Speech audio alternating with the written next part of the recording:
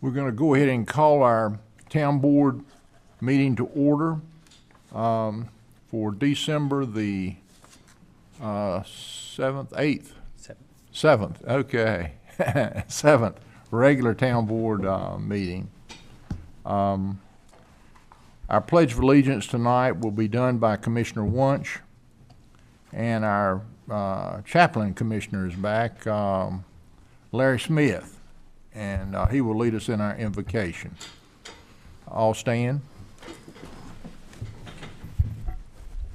Let's pray together. Heavenly Father, Lord, thank you for the opportunity you've given us to be here once again as a town board. Father, I pray you'll be with us tonight. I pray you'll give us wisdom as we debate and discuss the issues that are before our town. Father, I do want to take a minute to just ask you to bless our country and bless our state, bless our local community as we battle the pandemic. Lord, we pray that we'll soon get some relief from this, but Father, I pray you'll give us all wisdom as we try to figure the best way to conduct town business during the pandemic, Lord. So, Father, we do ask you to consider that as well. Lord, I pray that everything that's done and said here tonight would be pleasing in your sight. I ask these things in Jesus' name. Amen. Amen. We'll face the flag and recite the Pledge of Allegiance. I Pledge allegiance to the flag of the United States of America and to the republic for which it stands, one nation under God, indivisible, with liberty and justice for all.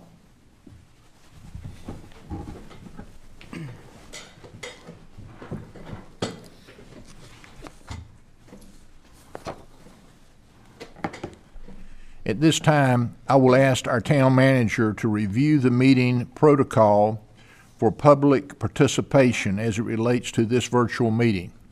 Adam? Thank you, Mayor. All attendees that have joined the meeting tonight have joined muted.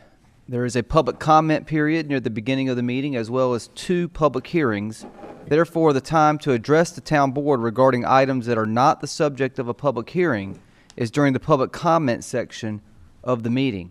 If the public wishes to address the town board either during the public comment period or during the scheduled public hearings, they will need to notify the town host that they wish to speak. For the public's benefit, listening in this evening, if you are joining the meeting online and wish to speak, please press the raise hand button in the Zoom application. If you are joining the meeting via telephone, please press *9 to raise your hand. After you have raised your hand, you will enter into a queue. When the public comment period or the public hearing begins, Mayor Byrne will ask the town host to recognize you to speak by calling out your name or the last 4 digits of your telephone number. You will be unmuted at this time and allowed to address the town board. We ask you to begin your comments by stating your name and address for the public record. The public is asked to keep all comments to 3 minutes so that all that wish to speak can be heard in a timely manner. Once you have finished addressing the town board, you will be muted for the remainder of the meeting. And this concludes the protocol for tonight's meeting, Mayor. Thank you very much, Adam. We'll move to 3A, approval of the minutes from the November 17th, 2020 regular scheduled town board meeting. Mayor, make a motion to approve the minutes as presented. Second. Got a motion and a second. Any further discussion? All in favor signify by saying aye. Aye. Opposed? Motion carries. Move to 4A. Comprehensive Annual Financial Report, CAFR, fiscal year ending June 30th, 2020. More information about this agenda item will be presented by Town Manager Mitchell and April Adams, our auditor, is April here Adams this evening. Yes, sir. Okay. So, Appreciate you being with us, April. yeah, and she'll be coming in just a moment. The Okay. purpose of this agenda item is to receive a presentation from Mrs. April Adams with Cherry Beckert LLP on the results of our 2019-2020 financial audit. As is customary, the town recently completed review of its annual financial statements by our auditor, Cherry Beckert LLP, and the board will hear comments from the town's auditor on the findings of our fiscal year 20 audit. Concluding the presentation by Mrs. Adams, the recommended motion to the town board is to accept the fiscal year 1920 comprehensive annual financial report as presented by Cherry Beckert LLP and recommended by management and staff. So there is an action item on this at the end of the presentation. And at this time, I would like to turn it over to Mrs. April Adams to make her presentation to the town board this evening. Scott, is she on? Yep. Okay. Go ahead, April. Can you hear me? Yes, April, you sound good. Come right on. Wonderful. Well, good evening. I am happy and excited to be here virtually presenting the results of the audit. I'm also happy to report that, all the barriers that and things to work with that 2020 has presented us, that didn't slow us down. We were able to issue this audit on time, and we did the audit 100% remote, including this presentation. So I'm just happy that we as a firm and you as a town were set up to be able to change over to that mode pretty easily and pretty smoothly. All right, let's go on to the next slide. So tonight, this is just a list of things that I'd like to cover with you. One, just do a brief reminder of what the role of the external auditor is. I'd like to talk a little bit briefly about the internal controls and identify the significant audit areas and kind of cover what kind of testing we do related to that. Then I'll go over the audit results themselves, what everyone's mostly interested in. And then I've got a couple of high-level financial results that I've pulled from the financial statements for you. And then I'll do a quick summary of what you should take away from the presentation. And then I'll be glad to take any questions or comments. All right, let's move on to the next slide. So we perform your audit in accordance with two sets of auditing standards. The first auditing standard are the generally accepted auditing standards of the United States. So any audit of any type of entity gets performed in accordance with those standards in the United States. Then we add the government auditing standards because you are a government entity. And so what both of the standards call for us to do is to plan and perform procedures to obtain reasonable assurance that your financial statements are free from material misstatement. And basically what that means is that we are performing a risk-based audit, which means we're looking most for where those misstatements are most likely to happen. That also means that we don't go in and test every single transaction that's happened throughout the year. And I'll go over on the next couple of slides the type of procedures that we do perform. Once we are done with all of our work, we are required to express opinions related to that work. We do express 4 different opinions for the town. The first 2 are related to each set of auditing standards. And then the last 2 opinions are related to the federal and state dollars that you receive, which has for compliance related to the compliance requirements for administrating those dollars related to those grants. And then finally, the audit standards require us to communicate certain things to the board that might have occurred throughout the audit or throughout the year. A couple of the highlights from that communication would be significant changes in accounting policies. We identify for you what the estimates are in your financial statement, as those are estimates of numbers and amounts that at the date of the financial statements, management's best estimate of what that is, but it could change, as the future occurs. And then finally, if any journal entries were identified as a result of the audit procedures, those are reported to you in those required communications. We do those required communications through this presentation tonight, as well as a letter that will accompany your financial statements. All right, let's move to the next slide. So internal controls, while we are not required to opine on internal controls, we are required under those audit standards to perform certain procedures and report on internal controls, the results. So what we do is we go through and identify the significant transaction cycles for the town, and those are cash receipts, cash disbursements, payroll, financial close, and reporting. And then what we do is we obtain an understanding, we get all the policies and procedures, and then we walk through what the key controls are related to each of those transaction cycles. From there, we can decide if we'd like to test those controls and actually rely upon them as part of our assurance when we're looking for those and testing for those material misstatements.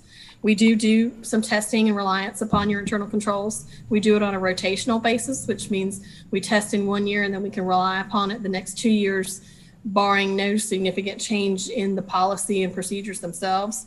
So for the current year, we actually tested payroll, but we relied on our prior year controls over cash disbursements as well. For journal entries, the audit standards require us to take a deep look at those. What we get is the data dump of all journal entries that happen throughout the year. We put that into a system and we mine it and look for unusual transactions based on a criteria, and then we pull those transactions identified and look at the supporting documentation to ensure that proper accounts were used, that it was approved, and that the journal entries itself makes sense. Audit standards also require us to do certain things related to the controls over your information technology. Primarily, we're looking very high level at the access controls to your financial system, ensuring that it is secured, that passwords are used and maintained and changed, on a regular basis, as well as physical access to the system. Where is it housed, and is that, is it locked away where it can't be tampered with?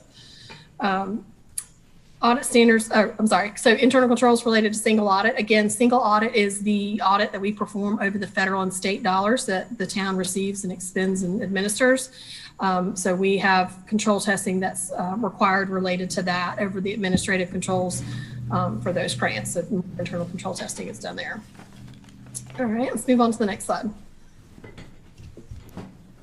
So this slide is showing you and identifying what we deem to be the significant audit areas. As I mentioned, we perform a risk-based audit, which means that we are looking and identifying the significant audit areas because they're the most susceptible based on their dollar amount and transactions that flow through those to be most susceptible for those material misstatements that we're looking and testing for.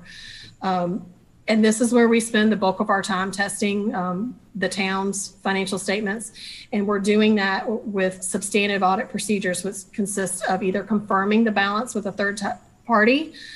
We are testing it analytically using substantive analytics that are sometimes predictive or relationship tests based on making sure the numbers move in the directions based on outside information obtained. And then if we have to, we'll do a test of details, which means that we're actually pulling a sample of transactions and looking at the supporting documentation. All right, let's move to the next slide. So here's the audit results. Here's what everyone's looking and most interested in. For the opinions, as I mentioned, we issue 4 opinions for the town. All 4 of those opinions are what we call unmodified opinions. That is also known as a clean opinion. That's the opinion that you want. It's the best opinion you can get, and it is the highest level assurance that we can give you as an audit firm that your financial statements are free from all those material misstatements that we were looking for.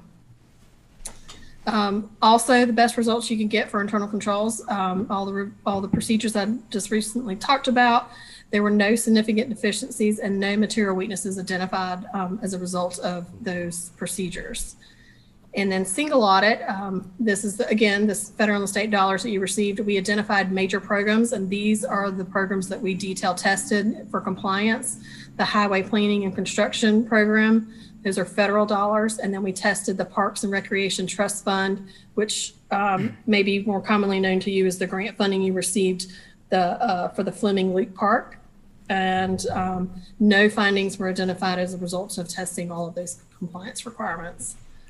And then finally, the required communications. So this again would be the letter that will accompany your financial statements. I can spare you the reading and highlight it for you. There were no significant changes in accounting policies.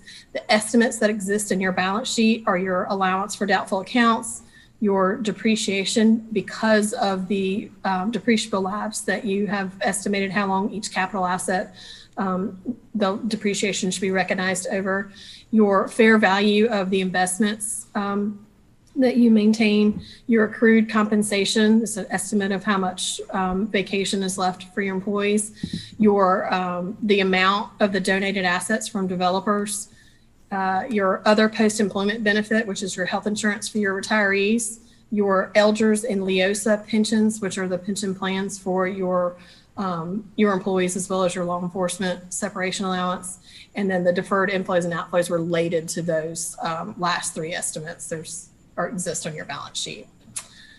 There were no adjusting journal entries that needed to be posted as a result of the audit procedures, but there were 3 past adjusting journal entries noted as a result of our procedures. And I'd like to talk just briefly about those. One of them was, all of them, had they been posted, would have made your results look even better, even though your results look great as they are. But the first one is related to sales and franchise tax. So management has deemed it more effective and efficient to go ahead and just estimate what the last sales tax and franchise tax revenues will be ahead of when they're actually received. And so the actual results of that was higher than what was estimated by about 130,000. Payroll accrual was actually higher than what was estimated based on our procedures, to the tune of about 135,000. And your capital project fund, there was an under accrual of a reimbursement from a grant. Not to say that that reimbursement won't be requested after year end, it just wasn't recorded in the financial statements at year end. So I think all of those will, as they flow through the next year, they will continue to make the town look good. Okay, let's move on to the next slide. All right, so now I'm just going to cover a couple of high financial results related that come out of your financial statements. This slide is just looking specifically at the general fund. The town sets a budget and adjust it throughout the year. These are going to judge the final budget against the actual results. So you'll see that the revenues beat budget, which means they came in higher than what you had estimated by about $1 million. A large portion of that is related to permits and fees were just higher than what you had budgeted. About 871,000 of that is related to that. Your expenditures were under budget, which means you spent less than what was budgeted. And that kind of spreads all across the different functions of the town. Really, this is just due to being conservative those last 3 months of the fiscal year as COVID started to come down and we weren't sure how revenues were going to turn out. So that's really just a function of that. So in the end, when you look at that, the town originally had planned on using 3.1 million of fund balance. It had appropriated fund balance of that amount. And really what the actual results were was to add back 2.2 million to fund balance. Let me ask this question, April, if I could. Sure. The 4.348237 under budget, Mm-hmm. were any of those funds set back for the next year to be spent in 2020 or 21? Yes, sir. I do believe quite a bit of that was already put right back in the budget when you approved the budget. Okay, that's kind of what I was thinking. I didn't know if you had a number for us on that. Joanne may have the number. Quite a bit of it was POW bill related. I'm not sure. That's okay. That's all right. I just. Quite a bit of it was POW bill was spent right back. So what would that be net total then? So we have rollovers, I think is what. That's what I understand the mayor asking. I'm curious about that too. So what would be the actual difference that we saved if you exclude rollovers? Joanne, do you remember the number off the top of your head about the rollover? Yeah, Powell bill was about $400,000, and then we had another, I think 500,000 in various contracts that we just rolled those purchase orders forward. I think it was in July that we did those budget amendments. So if you think about or August, might have been August. So, and I want to stay out of the ditch, so Joanne and April keep me out of it. But if you think about it, if 3.1 million of that 4.3 was supposed to be fund balance appropriated funds, we didn't have to do that, and then 900 of it was rollover. That's a good portion of that 4.3 million right there. It is, and that was my point. That it's not. It doesn't look. I mean, I didn't want it to appear that we were $5 million better off. Right. We're absolutely not. We have some of those projects have moved over until this coming year. In fact, quite a few, really. That's correct. Okay, sorry about that. Thank you, April. No, feel free to jump in anytime. Okay, so the next slide will be showing you what your ending fund balance looks like compared to to town policy when it comes to your unassigned fund balance. So the town has a policy to maintain 25% of the next year's or of the current year expenditures for the general fund. And so you'll see that that balance is 59.8%, which is pretty comparative to the prior year, despite the $2.2 million addition. And that's because you turned right around and restricted the PAL bill money. So it didn't go to your unassigned fund balance. It went right back to where it was supposed to be, where, before it was spent. All right, let's move on to the next slide. So this is similar to what we were looking at for the general fund. This is your operating fund for your water sewer, what the board had set for the budget versus actual. The revenues came in and beat budget by about $229,000. And really the makeup of this is just the additional tap fees as new homeowners came in, the fee assessed for the neighborhood to be part of the water sewer plan. So that was 112,000 of the 228 over budget. And then for the expenditures, they were under budget by about $1 million. Again, this is just conservative spending, not knowing how, the effects of all the COVID in 2020. So the town had not appropriated the use of any fund balance for the fund for the year. So the result was to grow fund balance by $1.2 million. All right, and then the next slide is showing you just a snapshot of the activity for the capital assets. The town has a total of $241.8 million in capital assets. And the significant activity for the current year was that there was donations from developers of infrastructure of $29.4 million. The town purchased new vehicles of the amount of $1.3 million. There was additional constructions in progress, different projects that the town has going on throughout the town for $10.1 million. And then all of that is offset by the annual depreciation of $8.7 million. The 1.3 million, I mean, all it takes is a fire truck or two and you're there. It's not like we, right? But we got a whole lot of, sports cars or new And we did vehicles. buy a fire truck in that fiscal year, a ladder truck. So. But we've got one coming up this year. It's over Platform trucks about close to 1.3 million. 1.3 million, just one vehicle this year. And while it's a lot of money, it really is beneficial to all of our insurance payers because it keeps us at a very low rate on insurance, and everybody in town, that's a tax savings to everybody in town. We have a number 2 rating, which is the second highest in the state of North Carolina. We're very proud of that. Okay, April. These are great information to share. All right, and then the last slide of the financial results that I have for you is just a snapshot of your long-term debt.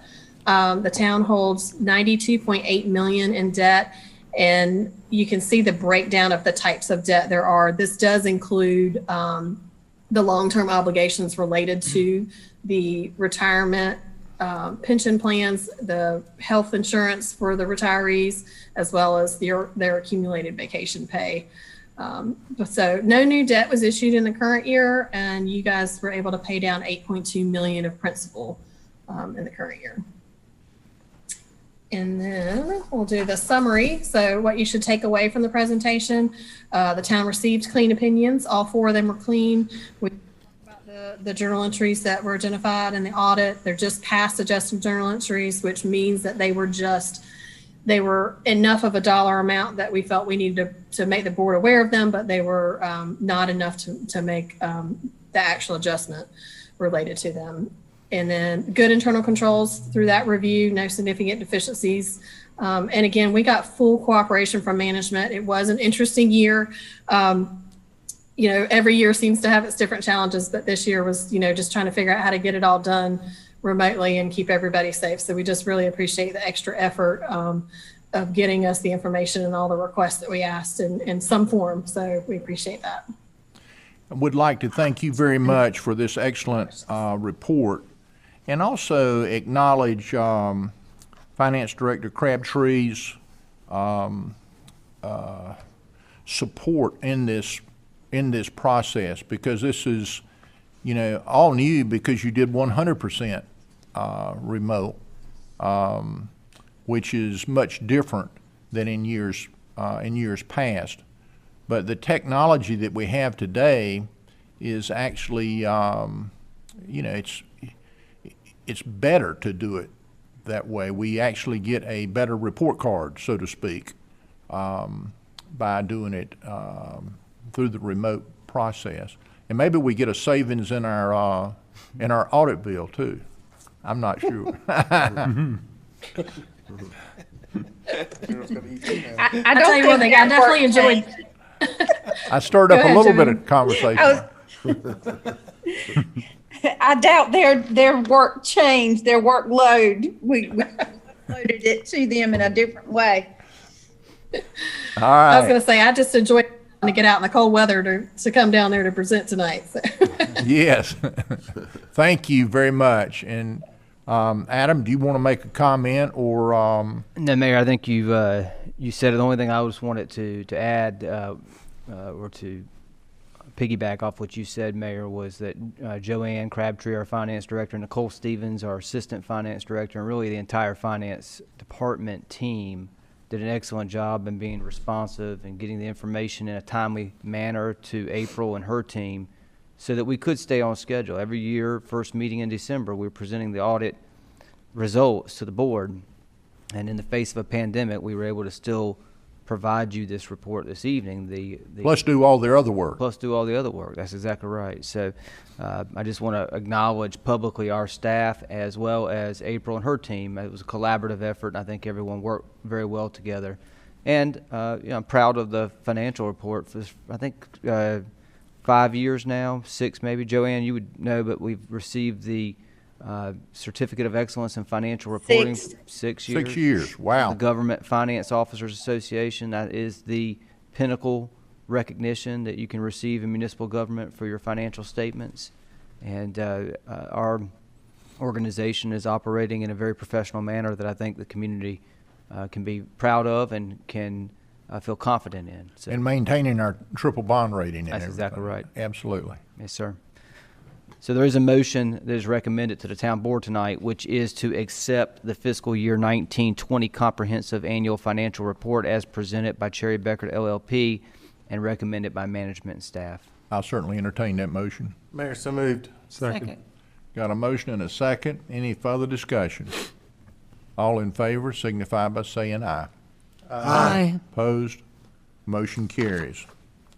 Okay, we will move right on to 5A. At this time, the IT director will call on individuals that have virtually raised their hand by way of the Zoom app or by telephone. Those wishing to address the town board will be unmuted one at a time. As a reminder, public comment is for those wishing to speak on matters that are not the subject of a public hearing. Those speaking are asked to begin by stating your name and address for the public record. Please limit your comments to 3 minutes in order that all who wish to speak can be heard in a timely manner. Scott, do we have anybody? Yes, Mayor. We have one hand raised. Elaine Spears, please unmute your mic. Yes, can you hear me? Yes, Elaine, go right ahead. Yes, my name is Elaine Rogers Spears. I'm a landowner on 1501 Rogers Road. I'm speaking in regards to the request for rezoning tonight. Is this the correct time for me to speak? This is. Yes, be fine. Okay. My family has been on Rogers Road for over 100 years. Over time, numerous easements have crossed the farm, including a few with the town of Fuquay. In numerous meetings, questions have arose relating to a small portion of property near Harnett County. This portion of property is on the wrong side of a 60-foot easement between the town of Fuquay and Harnett County for an access road to a sewer pump station. Free space is how Carolina Land Group has consistently shown it in the plans presented. This 60-foot easement also creates a natural buffer between the Providence Oak proposed development and the neighbors in Harnett County. And a question was asked in the last meeting as to whether Rogers Road is a state road or private road. Rogers Road is State Road 2769. It is in poor condition with no serious maintenance, repairs, or upgrades being made in over 40 years. Getting the state to fix issues is only done through complaints, which are sometimes organized by neighbors and issued in numbers. Everyone that travels Rogers Road wants improvements made, including workers from the town of Fuquay, Harnett County, emergency services, utility companies, in addition to residents. This development requires Rogers Road upgrades from Andrew Road going all the way to the Harnett County line, which will cause an increase in property values for everyone that owns property on Rogers Road. In addition to the above road upgrades, a significant portion of the property is impacted by the 401 bypass.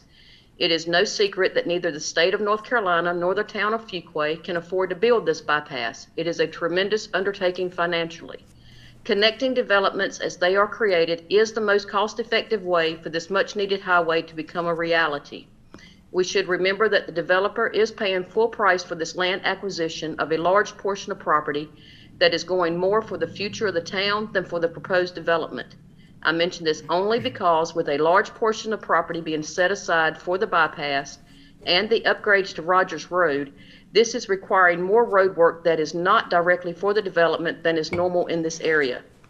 The road work is a tremendous benefit for everyone and should not be taken for granted. While I did want townhomes to be a part of this community, the town did not.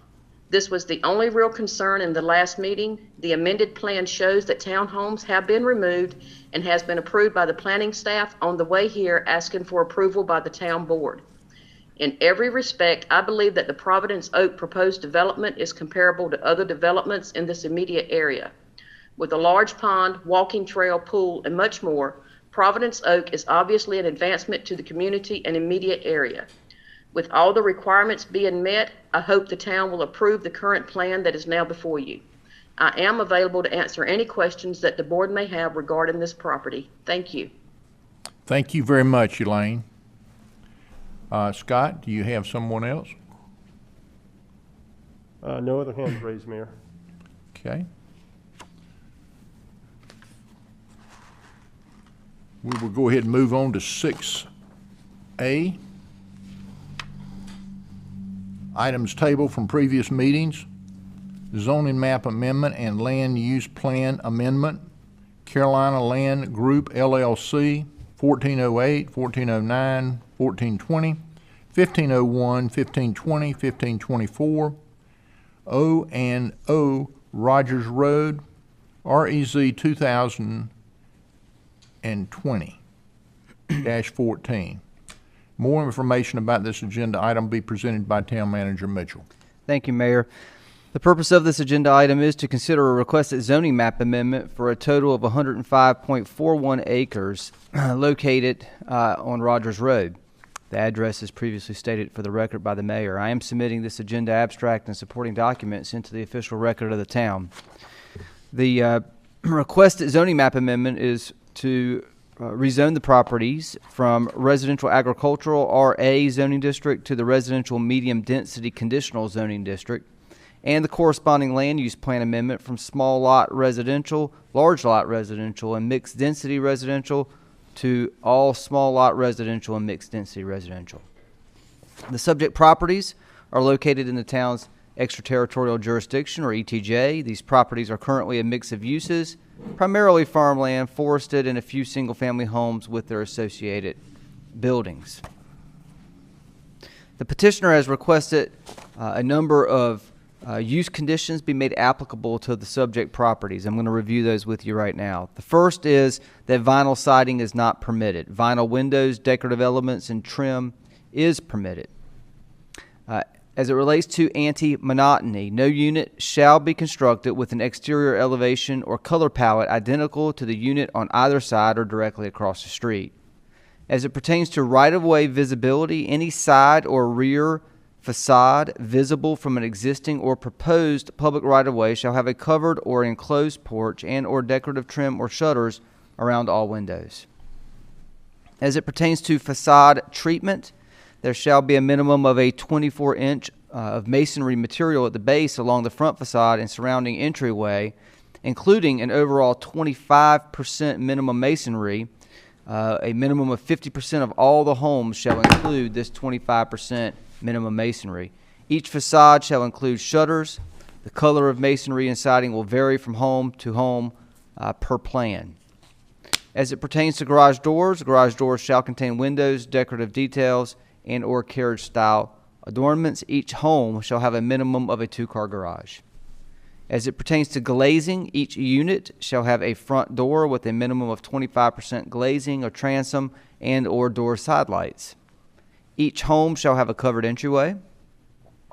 Townhomes, duplexes, triplexes, and quadplexes are not permitted.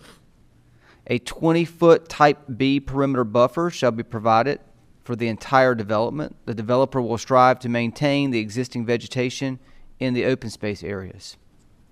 3 single-family lot sizes will be provided: 6,000 square feet, 7,500 square feet, and 9,000 square feet. No one lot size shall comprise less than 15% of the total platted lot count, and no one lot size shall contain more than 50% of the total lot plat count. The maximum density for the overall development shall not exceed 3.25 units per acre. The development shall provide a minimum of 25% open space. Perimeter buffers shall be in common open space and maintained by the homeowners association.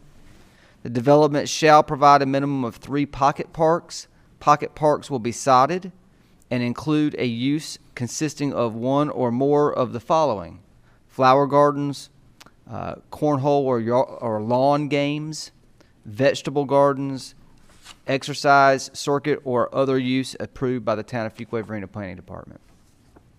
The development shall provide a minimum of a 5-foot wide trail around the large pond on the parcel that is identified as property identification number 0665148249, which shall be maintained by the homeowners association. The development shall have an amenity package that will include at least the following: a pool house, a tot lot, and a dog park.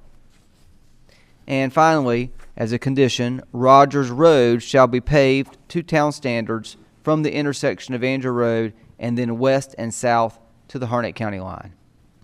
Since the November 17th town board meeting, the petitioner has worked with staff and management to fine-tune the proposed conditions. Additional clarification was added by the petitioner on facade treatments, garages, and proposed uses of pocket parks. Townhomes have been eliminated from the proposal, and the overall density has been reduced to a maximum of 3.25 dwelling units per acre, which is consistent with some of the surrounding developments that have been previously approved by this board. Surrounding properties are a mix of residential, agricultural, and forested.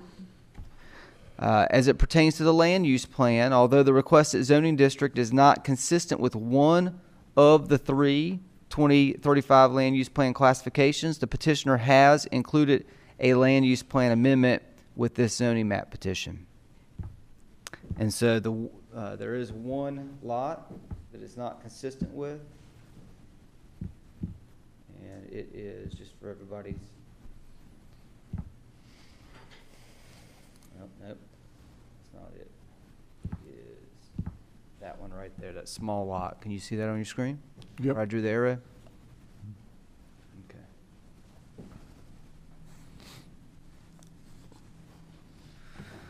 Okay. Public utilities will be installed by the developer in conjunction with future development. The subject properties have access to Rogers Road. Rogers Road is classified by the 2035 Community Transportation Plan as a portion of the future Fuquay-Varina Parkway, and therefore is designated as a 150-foot right-of-way. The future parkway is identified as a 4-lane median divided road with side paths.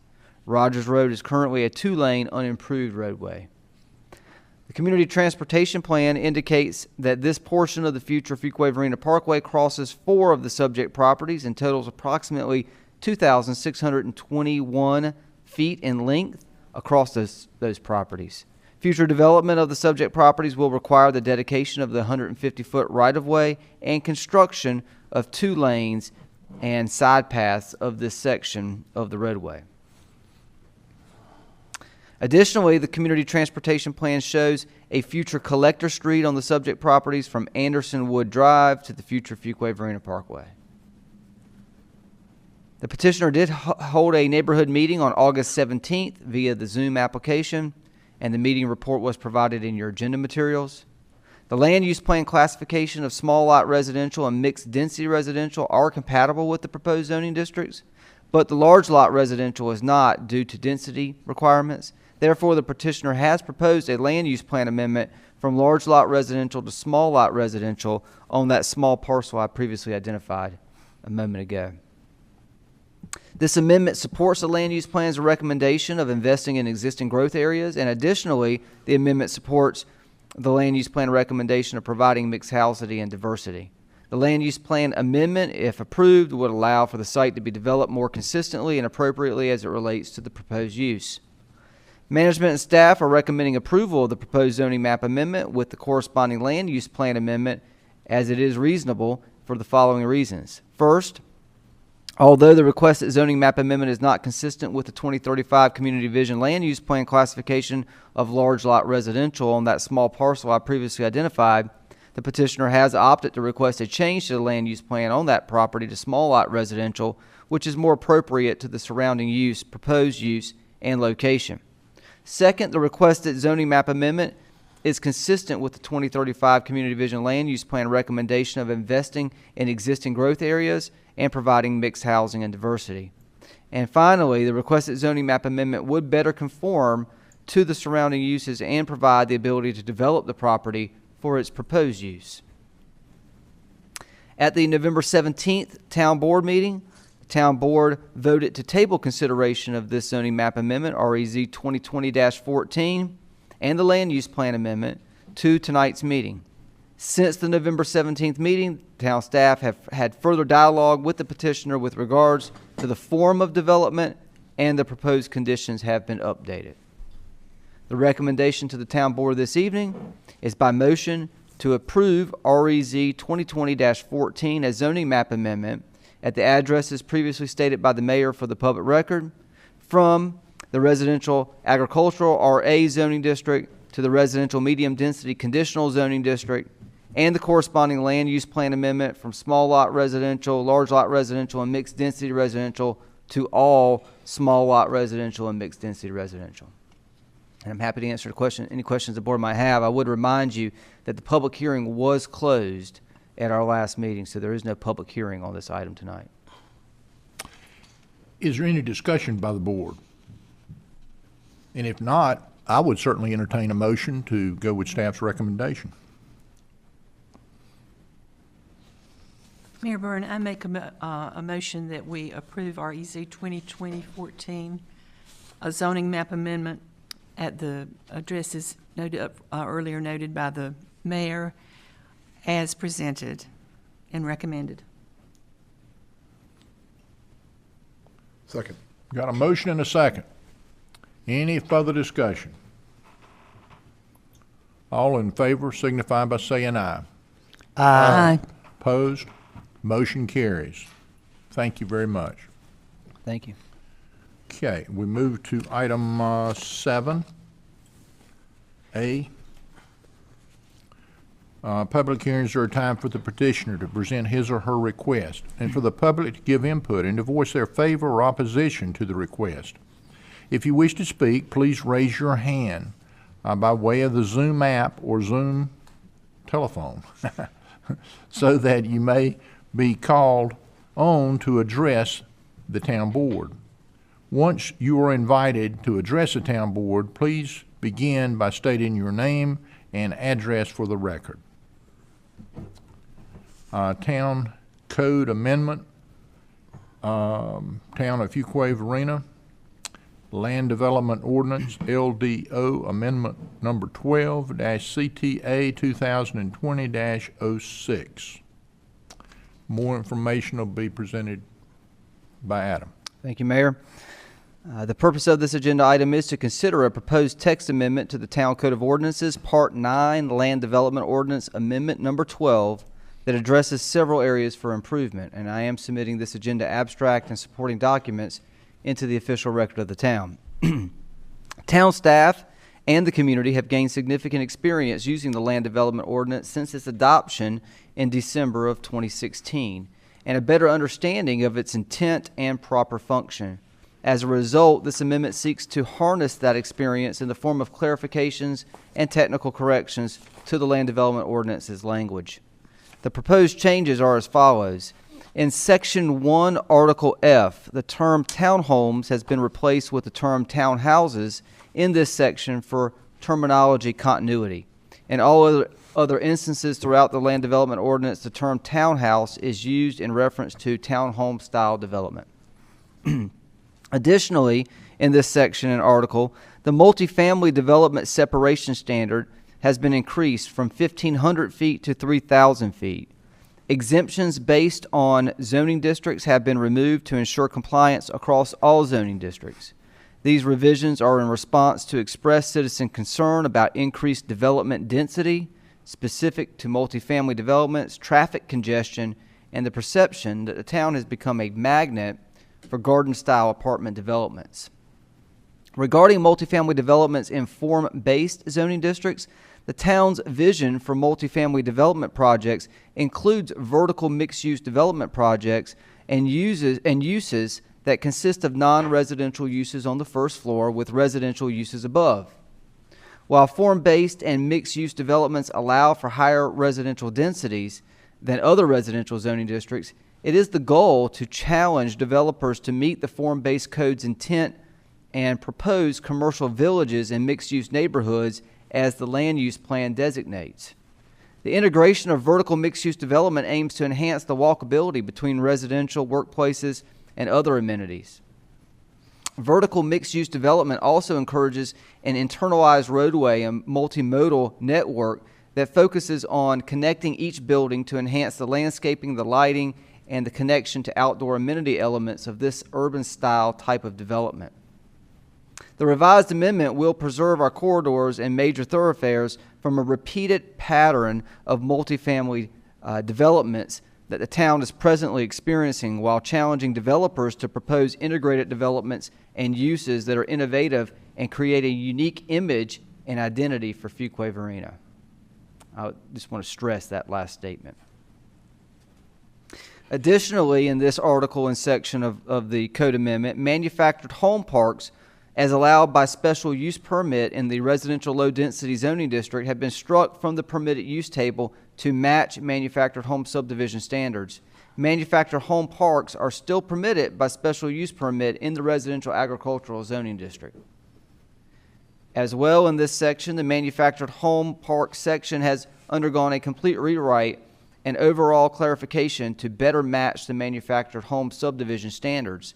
This cleanup clarifies standards for existing manufactured home parks and provides enhanced guidance to users on how existing and future manufactured home parks may operate.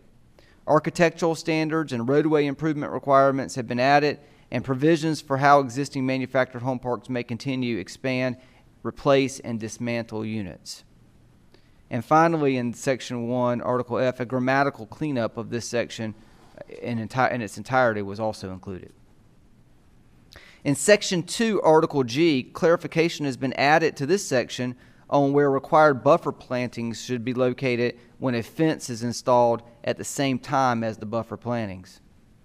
Section 3, Article H, this section regarding integrated centers has been amended to correct the word construction to constructed. Section 4, Article K, language has been added to clarify separate standards to the nonconformity regulations in the DC1 and DC2 zoning districts as outlined in Appendix A. As well, language in this section has been added to place further standards on the size limitation of manufactured homes when replaced in a nonconformity situation. The previous requirement that a new home match the previous home's footprint was found to be overly restrictive and difficult to enforce. Section 5, Article O. In this section, clarification has been added to this section to where required buffer planting should be located when a fence is installed simultaneously as the buffer plantings for buffer types A, B, and C, removing conflicting standards and applying a uniform requirement that landscape material intended to provide a buffer to an adjacent property or roadway should be planted on the exterior of a proposed fence. As well in this section, fence height standards have been removed from this section, defaulting to the established fence height standards in Article G, therefore providing a uniform fence height requirement throughout the document. In Section 6, Appendix A, language has been removed from both the DC1 and DC2 zoning district sections that allow a non-conforming use to continue in these districts upon discontinuance or abandonment. Guidelines for identifying a discontinued use have also been added to both of these subsections. These changes reflect prioritizing the conversion of non-conforming uses in the downtown areas to conforming uses without extended delays in order to promote vibrant downtown districts. Section 7, Appendix B, a correction has been made to this section where the allowed density of the residential mixed-use zoning district was incorrectly indicated as 14 dwelling units per acre instead of 18 dwelling units per acre, as it is stated in other sections of the Land Development Ordinance. Section 8, Appendix E, the ability for the assistant, this allows for the ability for the assistant town manager to sign major subdivision plat certifications, and it has been added to this section. So the recommendation this evening from management and staff is the recommendation of approval of the proposed Town Code Amendment. It is reasonable in the public's best interest, and it approves upon the Land Development Ordinance's intent to modernize, provide sustainability, allow for ease of use, and effective enforcement. Just to provide some additional context, at the October 19th regular meeting, the Planning Board unanimously voted to table the request resulting from board member discussions specifically relating to the multifamily development separation standard. Prior to and following the October 19th Planning Board regular meeting, town staff and management reviewed and examined alternative scenarios that would achieve the multifamily development vision, vertical building developments with first floor non-residential, originally intended for form-based code zoning districts. Management, planning staff, and legal counsel have determined that the original recommendation, the recommendation is before you this evening, of increasing the multifamily development separation standard from 1,500 feet to 3,000 feet is the most applicable and appropriate method for achieving the Land Development Ordinance's intent of vertical multifamily development projects. At the November 16th meeting of the Planning Board, regular meeting of the Planning Board unanimously voted to recommend approval to this board, finding it reasonable and in the public's best interest for the reasons identified by staff.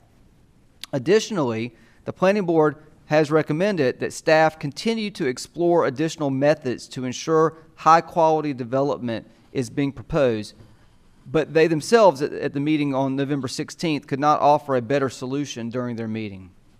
Management and staff acknowledge that there may be ways to improve upon standards that promote higher quality development and intend to continue exploring those methods to improve upon the Land Development Ordinance specific to form-based zoning and development.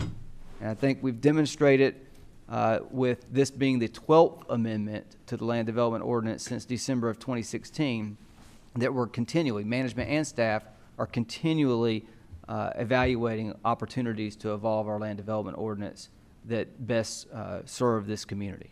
And we will continue to do so. There is no fiscal note to report on this as it is a town code amendment. The recommendation to the town board this evening is to first conduct a public hearing, followed by a motion to approve CTA 2020-06, Amendment Number 12, an amendment to the Town Code of Ordinances, Part 9 Land Development Ordinance, as presented and recommended by town management and staff. The text amendment improves upon the Land Development Ordinance and is reasonable and in the best interest of the public for those reasons identified by management and staff. And I'm happy to answer any questions that the town board has, either before or after the public hearing. Thank you, Adam. Thank you. The hearing is now open. Does anyone wish to speak in favor of this town code amendment? Scott, do you have anybody? Yes, sir. We have a hand raised. Jim Adams, please unmute your mic. Jim? Yes, sir. Come on in. Mayor Burns and board commissioners, I appreciate the opportunity to talk with you all. And I know you all have received a letter from me, and I don't intend to drag you through all our concerns in that letter, but I would like to talk with you specifically about our property, which borders or is just off of Highway 55, Old Powell Road, and Dickens Road, the former Guilford Mills site.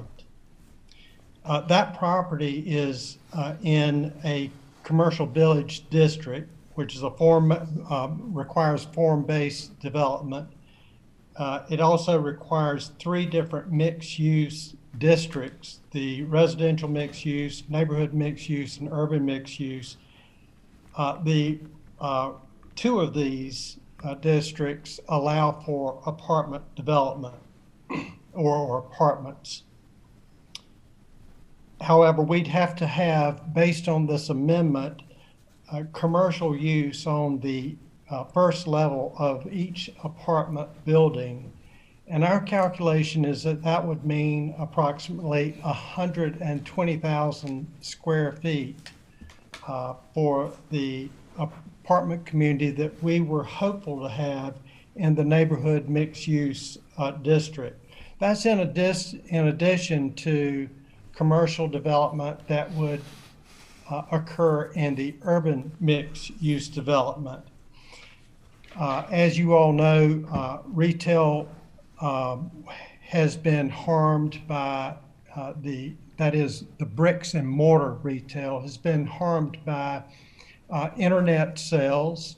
So retail was already slowed before COVID, but since COVID, it's really languished. And the same is true with office buildings, office building development. Many people are staying home and working from home, and lo and behold, we find many corporations have embraced that and find it to be a productive way for their companies to function. So it looks like office buildings are not going to be quite as favored as they have been in the past. I heard the town manager mention several reasons why apartments are a concern for the townspeople. I know you all have heard those concerns.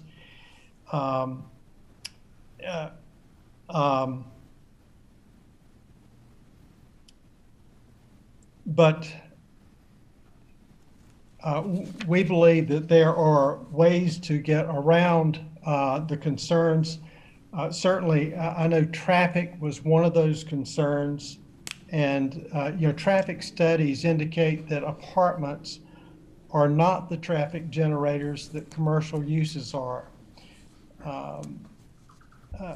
Apartment dwellers typically leave in the morning and they return in the evenings.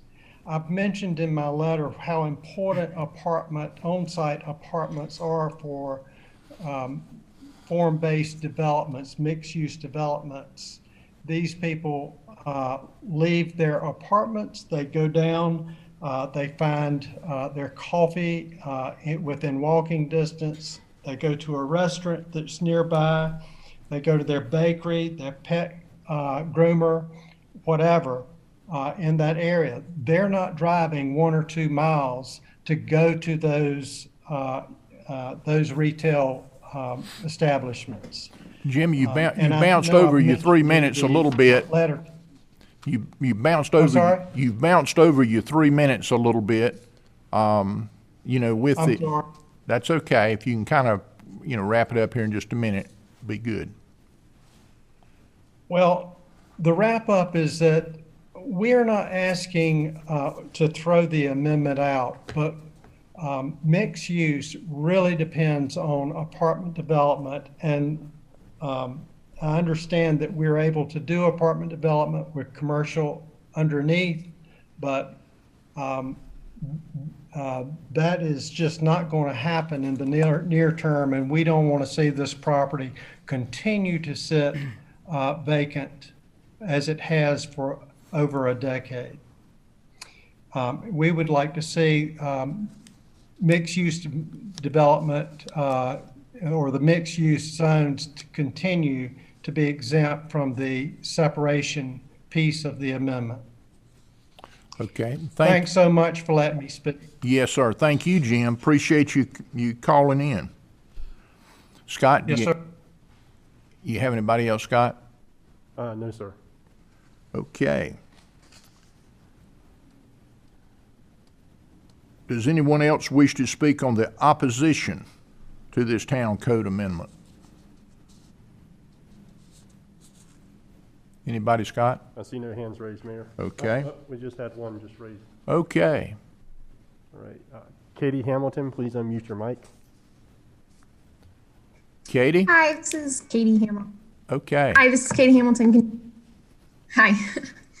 Thank you for taking the time to listen to our concerns. I am a landscape architect with Stewart working on the site that Jim Adams just discussed. But more importantly, I wanted to speak to a lot of the examples of the type of development that the town is trying to encourage. And the fact that for most of those developments, you do see multifamily at ground floor directly adjacent to them, whether you're looking at Burkdale Village in Huntersville, or you're looking at North Hills in Raleigh. A lot of these developments don't have purely vertical mixed use. They have a mixture of vertical mixed use development and horizontal mixed use development to get the number of houses necessary to support that amount of commercial space. So we just hope that the commissioners would consider looking at percentages for these types of things. As it exists today, the mixed use zoning requirements do require a minimum percentage of non-residential at ground floor. So maybe it's just a matter of increasing that to really get the type of development you're looking for. But we appreciate your time and consideration. Thank you. Thank you, Kate. Scott, do you have anybody else? No, sir. Okay. The hearing is now closed. Any discussion by the board? And if not, what is the pleasure of the board? Mr. Mayor, I'd just like to make a couple of comments. Please. It sounds as if the land development ordinance is a process and is constantly evolving in response to the way the community is growing. And I'm just wanting to know, from a policy perspective, are we stating a specific policy here that's going to be sort of written in stone, or are we going to possibly consider this again as the community evolves? Because I know right now with the community in a growth state, and when I look at the number of multifamily developments throughout the town, we are still going to have a population increase. And I think it's going to be important for us to consider in the future housing diversity. So my statement would be, as you stated earlier, Mr. Town Manager, that this is an evolving process.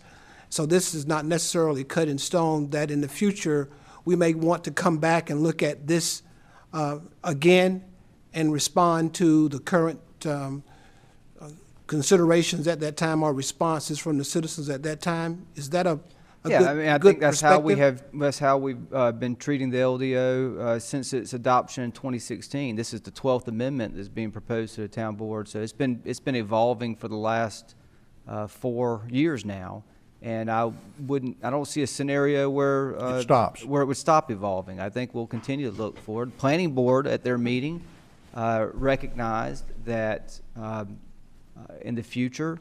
There are going to be perhaps opportunities to revisit this and recommend it that town staff continue to look for those opportunities. I acknowledge that we certainly want a reasonable and good blend of housing opportunities as we continue to grow and develop as a community. I don't believe that this recommendation tonight prohibits that. Multifamily is still permissible in form-based zoning districts. It's just saying that we want to achieve our original vision for form-based zoning districts, which is vertical integrated mixed-use development. multifamily is still permissible. It's just, it needs to come along with the ground floor commercial, retail, office type uses. But yes, to your point, Commissioner Harris, I do see where we will continue to evaluate and look for opportunities to improve upon our land development ordinance as we as a community continue to grow and evolve. Oh, just one other question. Ms. Hamilton mentioned about percentages as far as commercial development and these kinds of vertical multifamily units. Has that been up for discussion at all? Or is Sure. that I mean, we've looked at that internally, and I wouldn't say that something like that is off the table. I think that's something we would continue to assess and evaluate how our peers are addressing those types of things. Right now, commercial villages as defined in our land use plan are looking for that 100 vertical mixed use integrated development with 100% of that ground floor being commercial, retail, and office. And I think that is more commonly found in communities in suburban and urban areas than not, and so I don't see where our standards right now are off base. But again, I think that's something for us to continue to evaluate, look into, and perhaps there's an opportunity in certain circumstances where that might make sense. Okay, thank you. I appreciate that. Any other discussion? A couple comments. I do like the tax base that's been generated by these types of developments and the fees that are paid in regards to it with Parks and Rec and what it's allowed us to do within our community.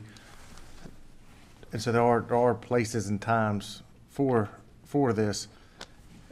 And as Commissioner Harrison mentioned about coming back in the future and how we have continued to tweak this, my thought would be, is there for future thought on what you're bringing back, a size of land that would exclude the bottom floor commercial on there, maybe, and I'm making up an example, 2 acres, for instance, or 5 acres, or 1 acre, whatever. At some point, there's a size that you'd say, okay, it's not really enough room to have both residential and commercial. Kind of needs to be one or the other, and some kind of way to work with that in the future. But outside of that, the distance of here and what we're trying to do and spread these out and have these at different places. I mean, also Highway 401 and Highway 55 and 42 are the main entrance points into our town at the same time. And I know that this board has had discussions about trying to not keep the entire road nothing but apartments coming into town and not having some commercial on there. So I'm okay with where we are tonight. However, for the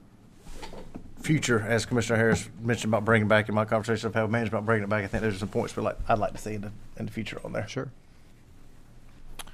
Any other discussion? Okay, if not, what is the pleasure of the board?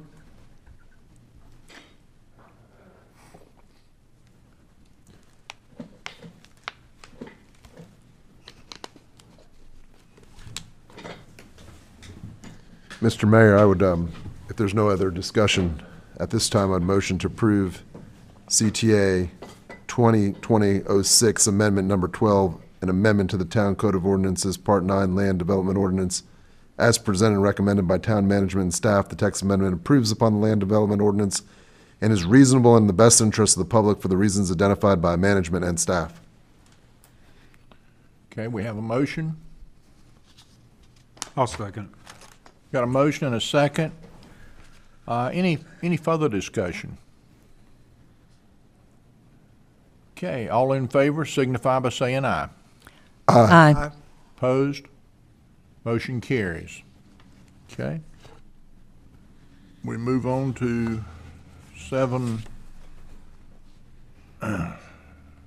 We go to 7B, Adam? Yes, sir. Okay, zoning map amendment and land use plan amendment, Maldwin and Watkins Survey NPA, 9721 and 9739 Fayetteville Road, REZ 2020-16. More information about this agenda item will be presented by Town Manager Mitchell.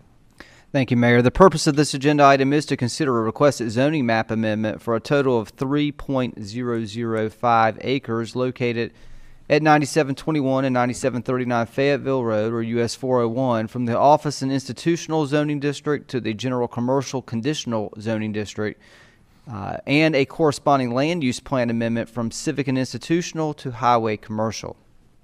The subject properties are two non-contiguous 1.5 acre lots totaling just over 3 acres and are located in the town's corporate limits. There are currently no structures on the subject properties.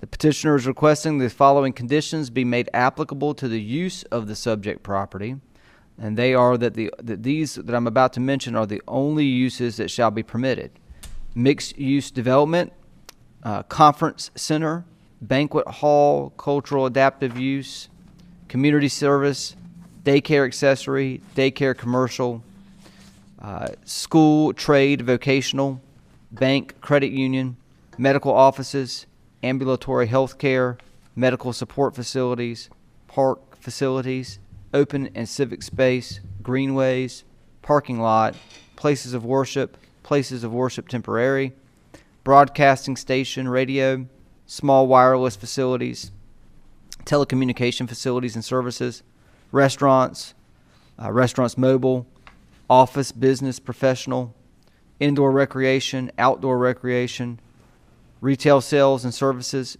funeral home, health club, personal service, pet services, special trade contractor, accessory uses, business incubator, flex space, home occupation, animal hospital or veterinary clinic.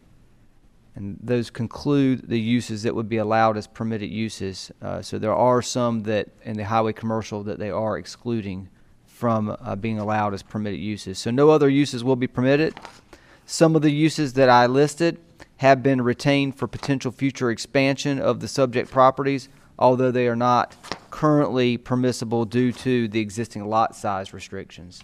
So some of these uses wouldn't fit on a 1.5 acre lot, but if it was combined with adjacent properties, they would be allowable.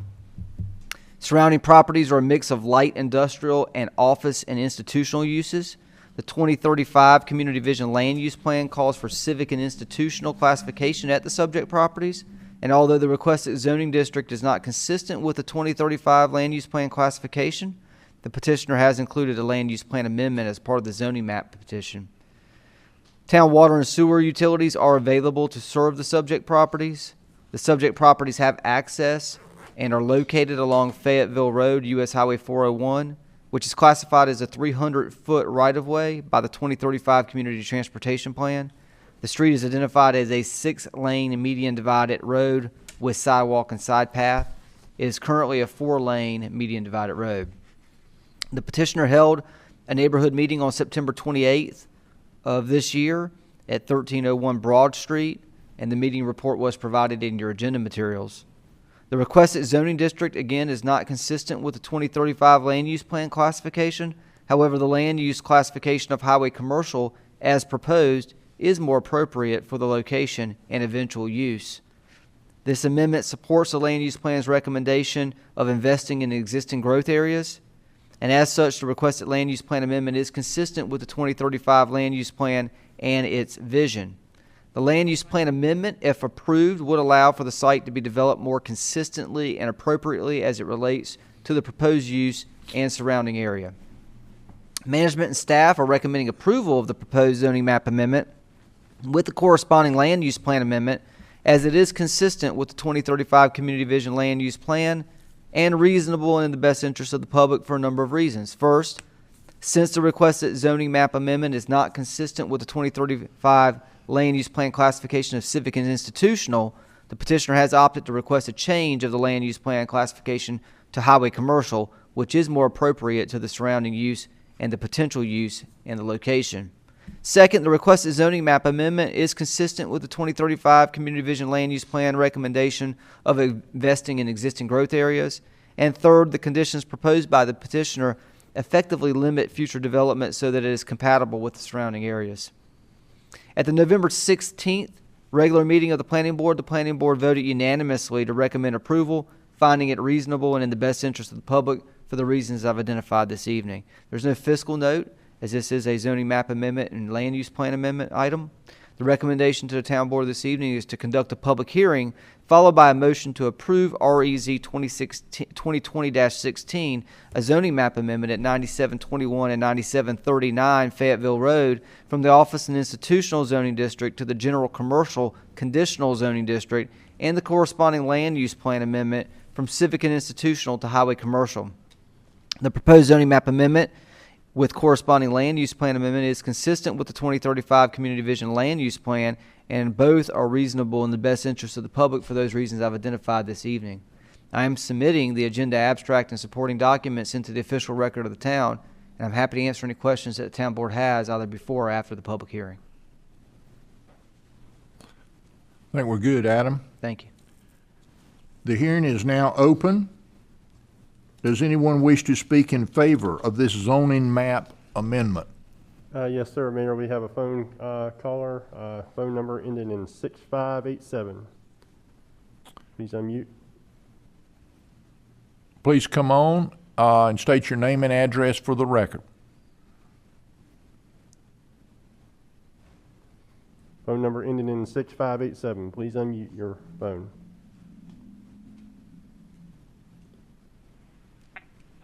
All right, can you hear me now? Yes, sir. Hear you just fine. Is this Hello? Wayne? Yeah. This is Wayne, yes. Wayne with Malden Watkins Surveying. Yes, sir. Well, the new address is 139 North Main Street, Fuquay-Varina, North Carolina. Yes, sir. We have this petition together you have for you tonight. I don't know that I can add anything. Adam and staff has done an excellent job of explaining what's going on.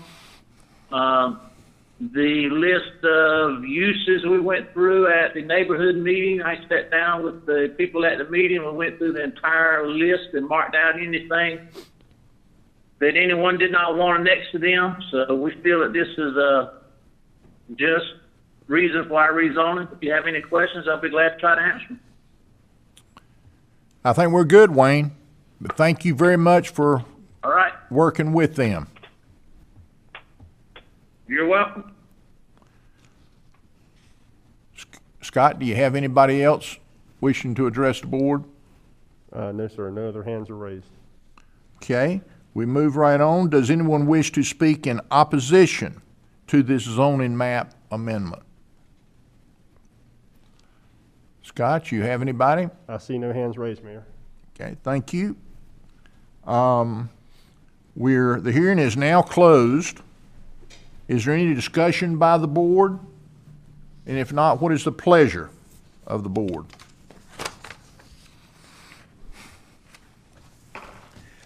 Mayor, make a motion to approve as recommended by staff. Second. Got a motion and a second. Any further discussion? All in favor signify by saying aye. Aye. Opposed? Motion carries. Move to 8A. What is the board's pleasure on the items on the consent agenda? Mayor, make a motion to approve consent agenda items A, B, C, D, E, and might as well do F. So all of them. Yes, sir. Okay. Can I get a second? Second. Okay. We'll get a second. All in favor signify by saying aye. Aye. Opposed? Motion carries. Okay, so now we move to 10A. 9A? 10A. 10A, okay, we're trying. Okay. Yeah, this is pretty neat. 10A, Blue Star Memorial Marker Program participation and placement. More information about this agenda item will be presented by Mayor Byrne. I'm going to let Adam and his staff go first, and I might add a word or two to it. But this is really,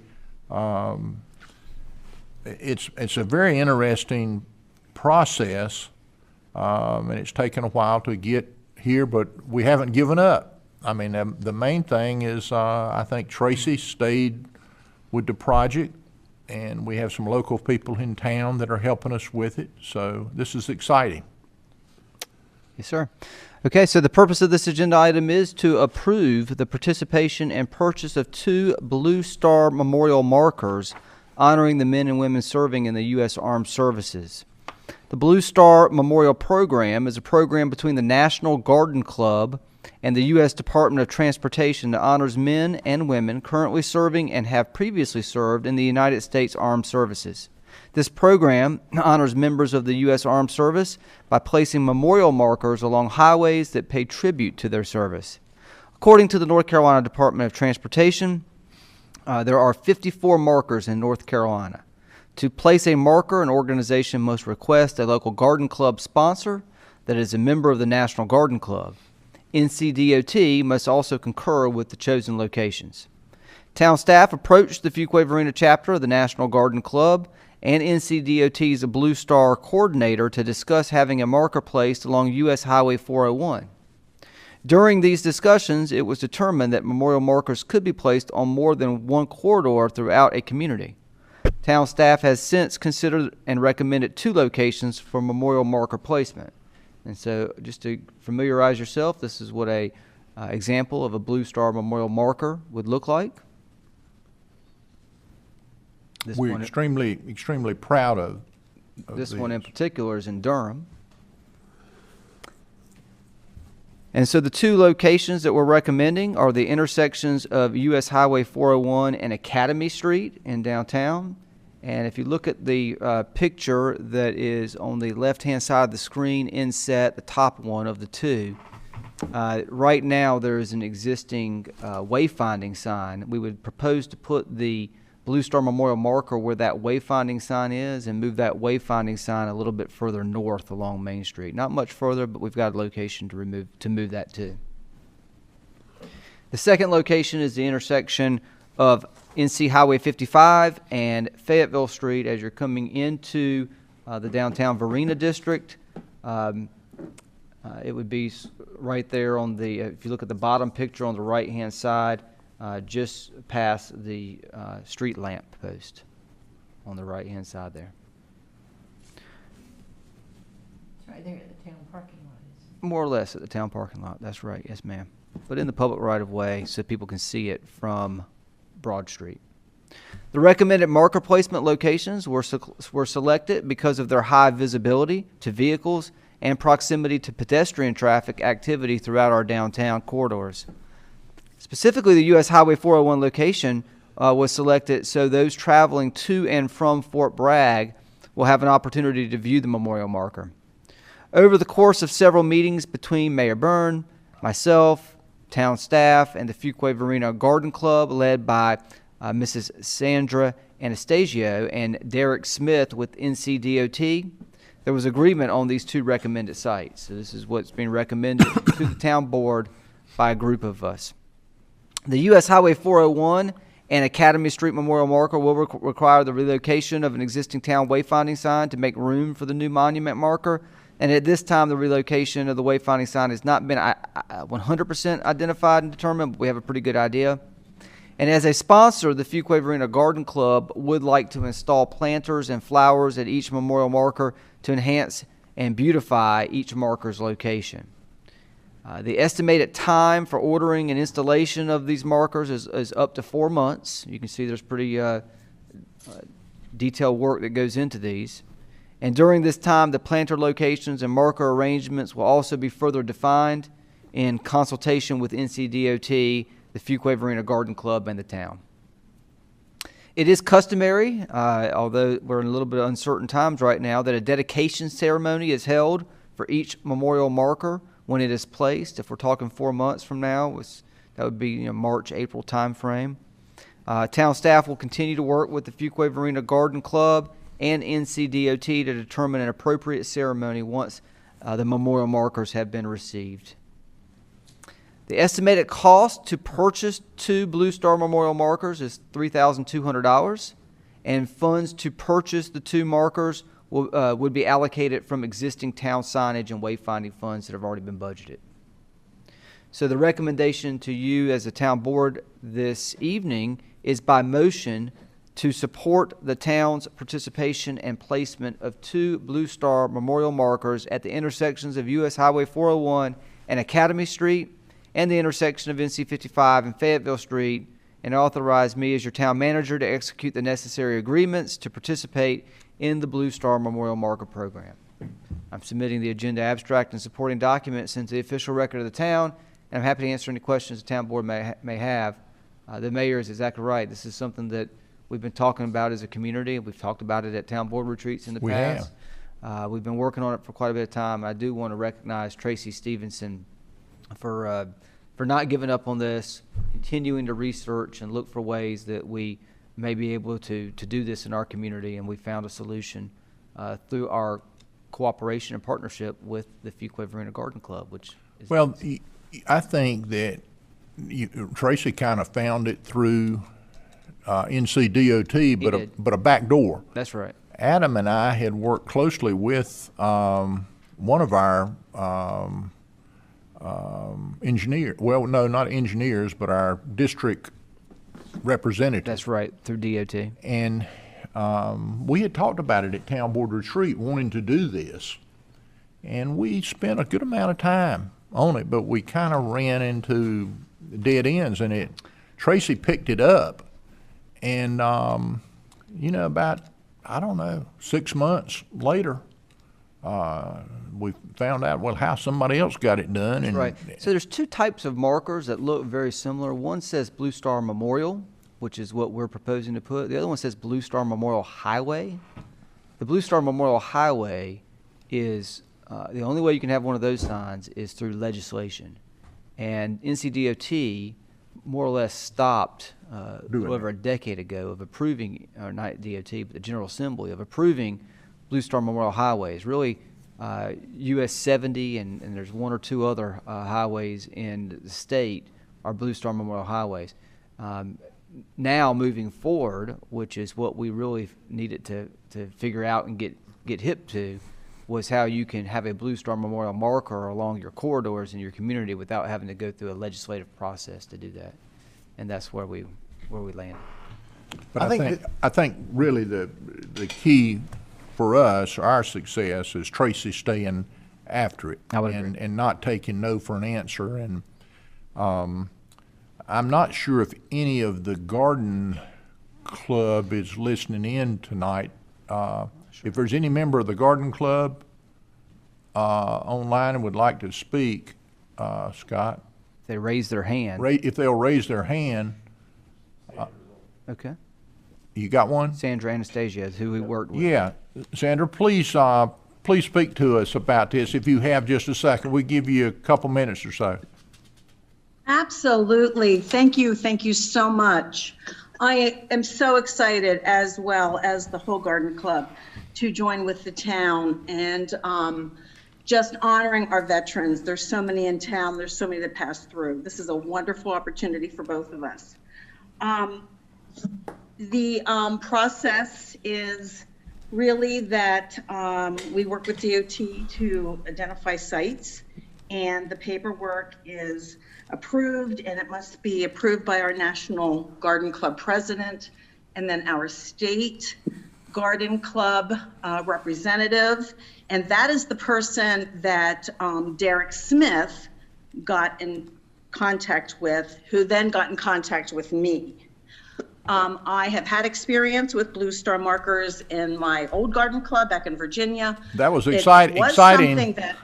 Yeah, it was exciting that you that was exciting that you had experience for our community. It's kind of miraculous.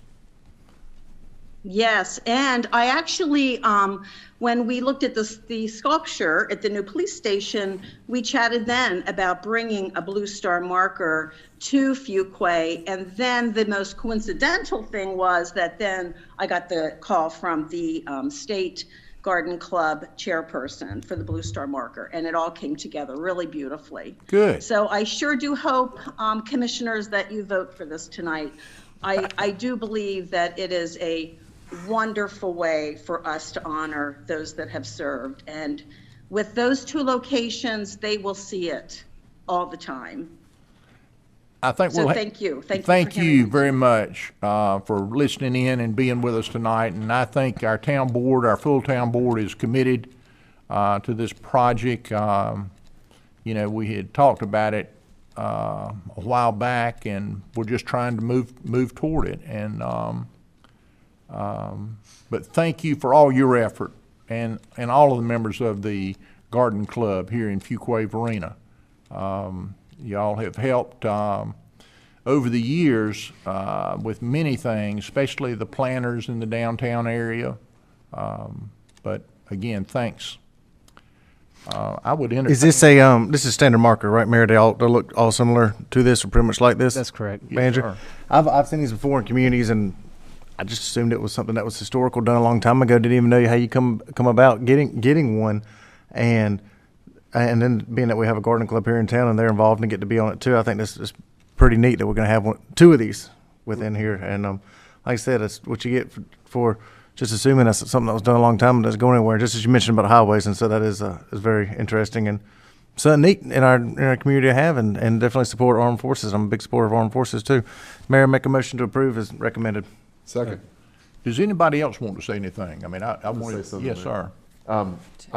I too wanted to just say how excited I was about this, and to thank Sandra and our mayor and town staff, Adam, and just for putting this together. I wanted to say our town, definitely that I've seen while I've been on the board, has had a history of being involved in things that recognize veterans.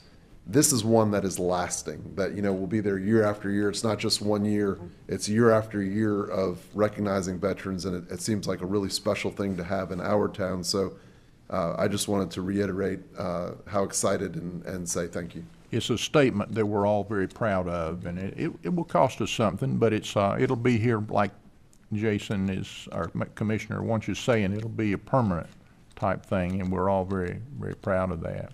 Any other discussion? Marilyn? Mayor, I would just like to add my gratitude to Tracy Stevenson and our town manager, and to you and any others, and certainly the Garden Club who had a part in this. I am really proud of the reputation our town has to being supportive of the military. I feel like, well, actually, being in real estate, know that we are about halfway point between certainly the Fort Bragg area and some major employment areas, and it's where a lot of our military people choose to live here in Fuquay-Varina. And we already have a Blue Star designation for our museums because of their support of the military, and they have a special tour and program for the military when they come, and we have had tours especially scheduled for them. So I think this just is a permanent example of this support that our community has long showed for our military. One other thing that I would just mention is I would encourage people in the community to maybe become a member of the Garden Club. It's a very interesting group. Nelson Cox, and I was a charter member of the Garden Club. Many years ago. I'm not a member today. I feel bad that I'm not, but I hope that more and more people will. This is a big deal. Okay, we got a motion and a second. Any more discussion? All in favor signify by saying aye. Aye. Opposed? Motion carries. Thank you very much. Okay, we move right on to, Adam, we at 10B? Yes, sir. Okay. Award Design Contract, Community Center North Senior Center. More information about this agenda item will be presented by Town Manager Mitchell.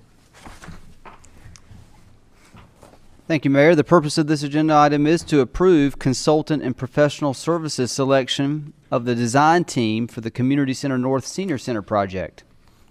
In accordance with North Carolina General Statute 143-6431, town staff solicited requests for qualifications for design and engineering consultants for the Community Center North Senior Center project beginning in August of this year. A copy of the request for qualifications was provided in your agenda materials for your reference. Town staff received 21 RFQs from highly qualified design and engineering firms on October 23rd of this year. The RFQs were reviewed and scored by a selection committee consisting of Assistant Town Manager Mark Matthews, Engineering Director Tracy Stevenson, Assistant Engineering Director Matt Poling, Assistant Director Parks and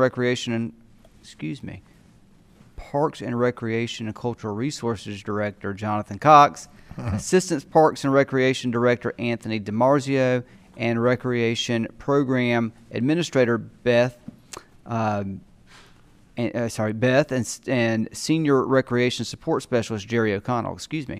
Based on the scoring criteria established in the request for qualifications, HH Architecture and CPL scored the highest and were invited to interview with the town on Monday, November 23rd.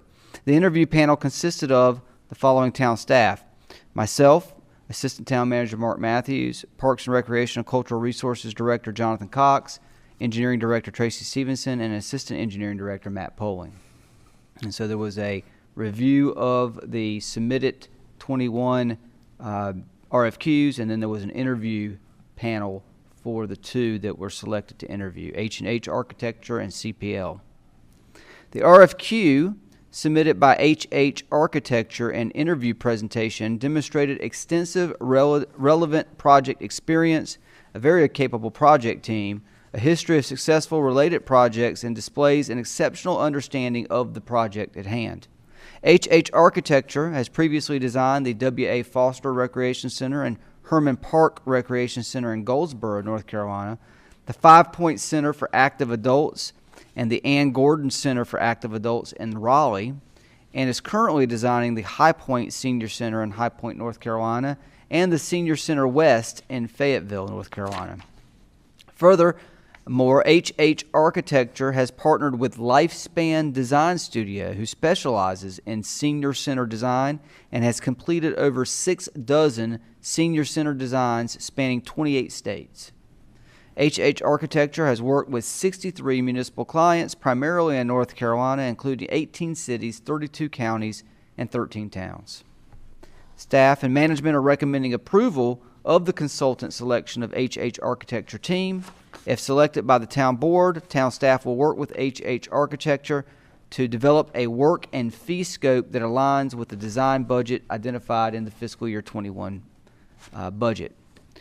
The recommendation to the town board this evening is by motion to designate H.H. Architecture as the best qualified firm for design services for the Community Center North Senior Center project, consistent with North Carolina General Statute 143-6431, and authorize me as your town manager or my designee to negotiate the scope and fee within the approved design budget identified in the current operating budget, subject to town attorney review as to form. In addition, it's recommended that CPL be designated as the next best qualified firm. Both of these firms were excellent. We believe H&H is the right one for us to begin discussing scope and fee, and that is what my recommendation and our recommendation is. I am submitting the agenda abstract and supporting documents into the official record of the town. I'm happy to answer any questions that the town board might have. And H.H. Architecture we did submit in your agenda materials their interview presentation as well as their RFQ submittal. Where are they out of, Adam? Raleigh. Raleigh? Haven't done too much in Wake County, or am I looking at it a little bit wrong? Well, they have done in Raleigh. They have done they have 2 in Raleigh. Yeah. Cary. Okay, now I'm seeing this part. But I noticed they've done Harnett County too, as well as yeah, they have a pretty extensive County, resume Fayetteville. across the state. Yes, Sanford, Lee County. Okay. Any discussion? Mr. Mayor, I'd like to just make a point here. I've heard nothing but good things about the 5 Point Center in Raleigh, that's a very fine senior center. But I'm also very impressed that this company not only works closely in senior center design, but they also do regular recreation center design as well. And I'm also impressed with the fact that they partner with this Lifespan Design Studio, who seems like it's a very well put together team that's going to be able to meet both things that we're trying to accomplish up there. Appreciate the town staff getting on top of this in a hurry up manner, so to speak, and getting it done. I appreciate that a lot, and just what I'm reading here, I'm very impressed with the group that you've selected. Thank you. Having that many people apply was really exciting, too. Yes, ma'am, it was. It shows a lot of interest in this project in our community.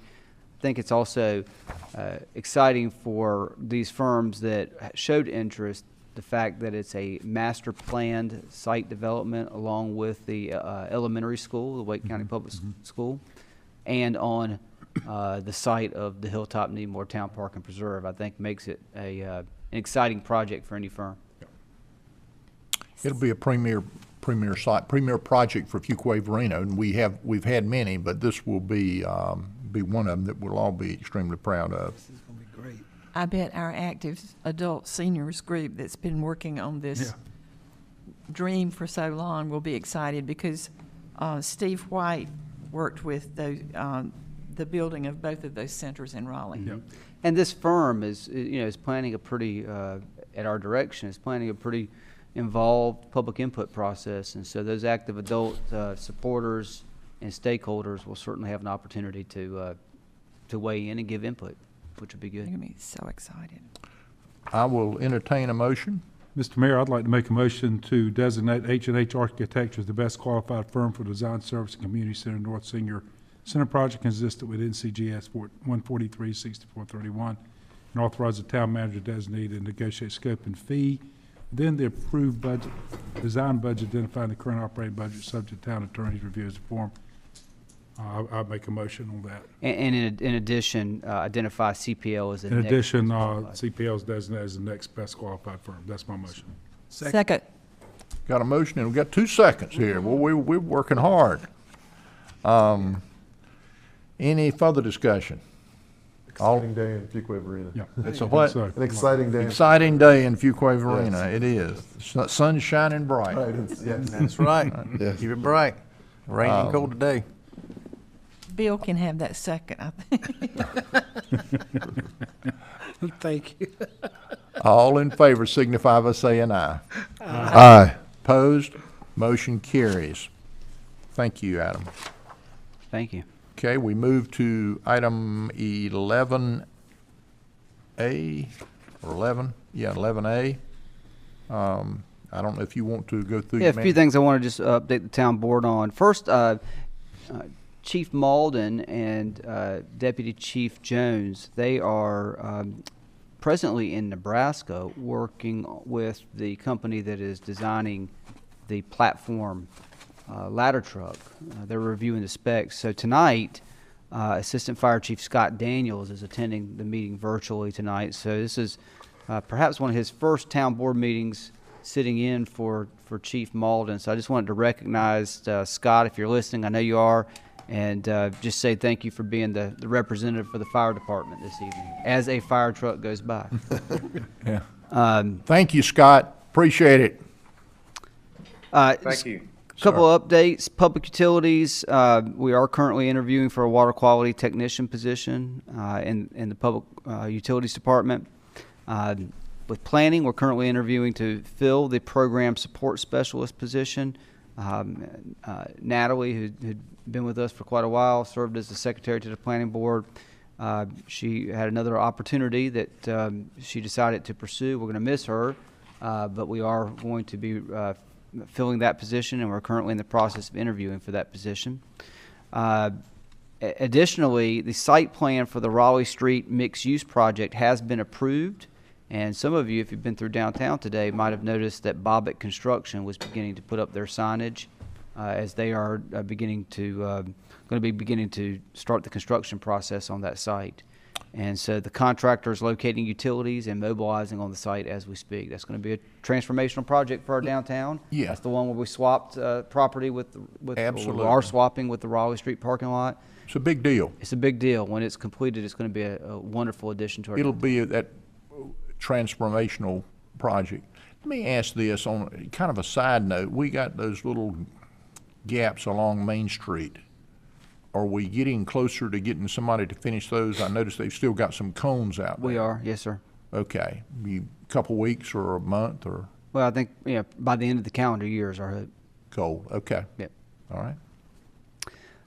The contractor that was doing that project has since parted ways with their subcontractor and has hired someone to I understand. do the job the right way. Sir.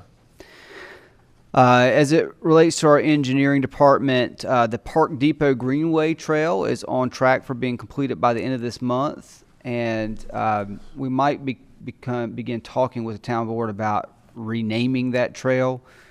This Park Depot Greenway was sort of an old working name that was provided by the planning staff many, many years ago, before my time. And so perhaps there's a more appropriate and better name for that we're thinking about and working on in order to prepare a recommendation for the town board. So just kind of be thinking about that as well. We issued 88 new single-family permits in the month of November. 80 or 88? 88. 88. The total new single-family permits issued since January 1st through November 30th, with 1 month left to go, was 920. That was certainly a record for the town. We've issued 33 single-family permits since December 1st. Oh. And so, obviously, if we hit 80 or more in the month of December, we will hit or eclipse the 1,000 mark for the calendar year. So we'll see where we are, but I'll report on that in January. I did want to just provide that information to the town board. Our inspections department continues to hit it hard and work hard. The downtown kiosks have been delivered. The IT department is currently testing software.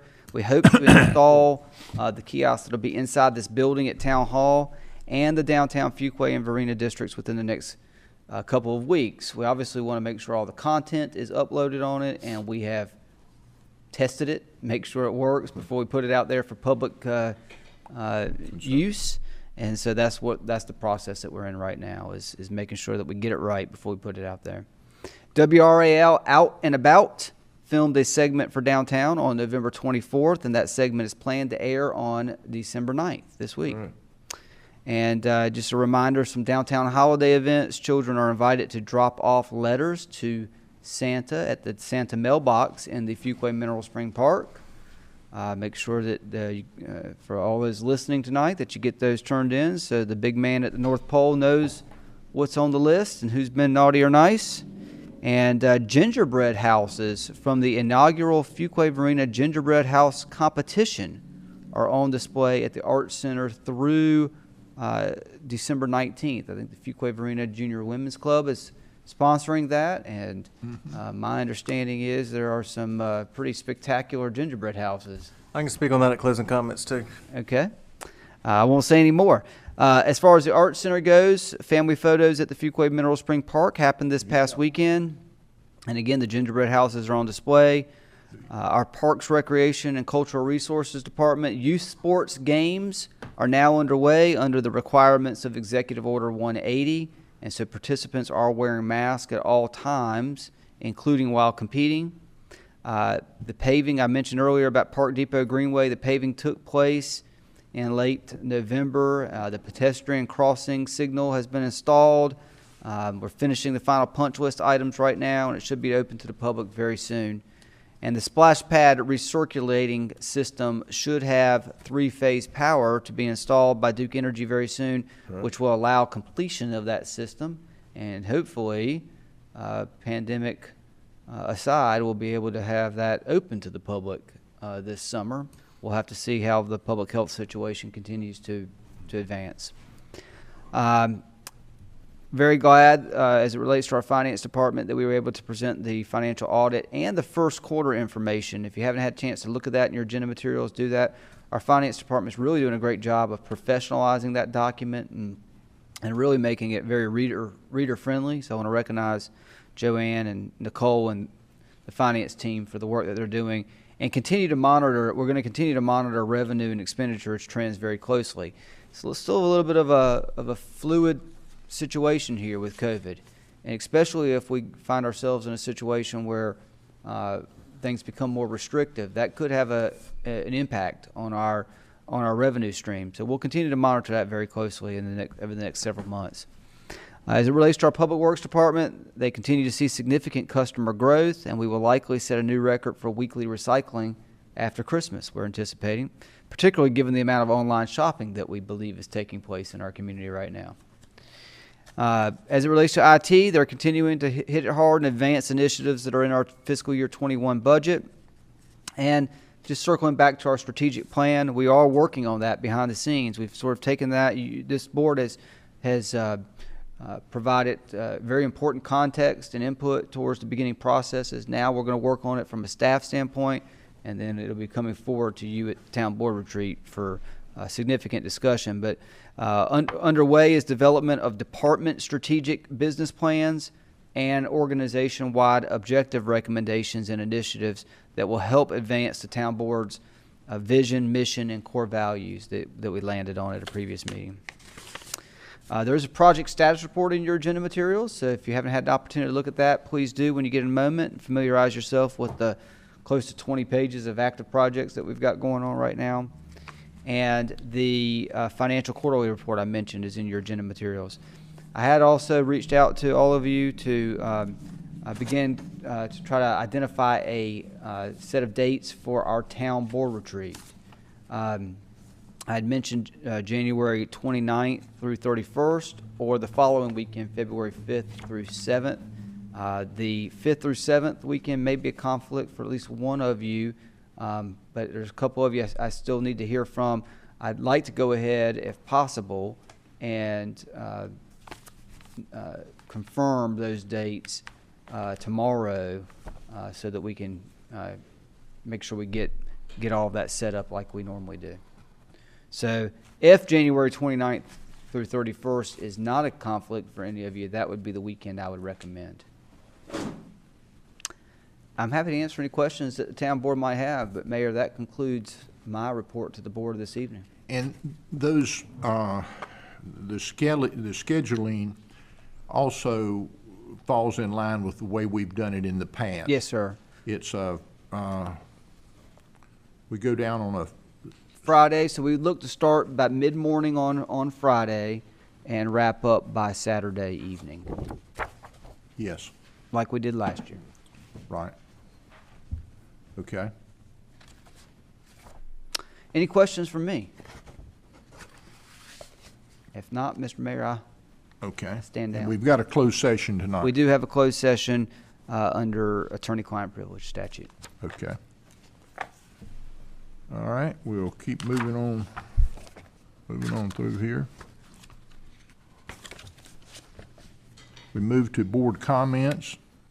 Mayor Pro Tem, I understand he may have. Well, what I want to say on that, Mayor, is, you know, with the Rona going on out there, it's obviously changed everybody on what they can and can't do, and we're trying our best to navigate through it and do things as you mentioned earlier, walking through the Mineral Spring Park. We did that last night, but also the gingerbread. Fuquay-Varina Junior Women's Club is doing a gingerbread competition in partnership with the Arts Center, and what they did is they couldn't do their charity ball or a lot of events this year, just like many other organizations can't, and or as my son calls it, due to the germ that's out there right now. And these gingerbread kits have different categories. They have youth, they have family where everybody gets to participate in it. They have basically teenage and adults, 5 different categories. You're trying to break up in different ages. And the idea is mom and dad don't just do it for the child really does do it, or you do the family one if you do it as a group. And so, of course, Heather being president of the club, our family made one too, and I'd say had in a good way because it was fun. So the kids came and we prepped it beforehand, then the kids decorated it, and we kind of let them pretty much decorate how they wanted to. We helped them and assisted a little bit, but really kind of let them do it. But Spectrum News called and said they want to do an article on it, and so they came over and filmed us making it, building it, and everything like that. Then the next day they filmed us delivering it at the Arts Center, and then they're going to come back and do a filming of the winning announcements that day which we will not be the winning team now, but it was very, very fun, and so that's neat and good publicity for Fuquay-Varina and what's going on right there. But basically, most people, the entry fee, and it's a very, very small amount of money for entry fee, could get the kit donated. And I think the only category that really had to buy the kit was the adult category, and again, they were $10 kits or $8 kits, very inexpensive. But there are some neat artist ones there that have been done. When I say artists, because everybody does them as good, and I'm proud of ours.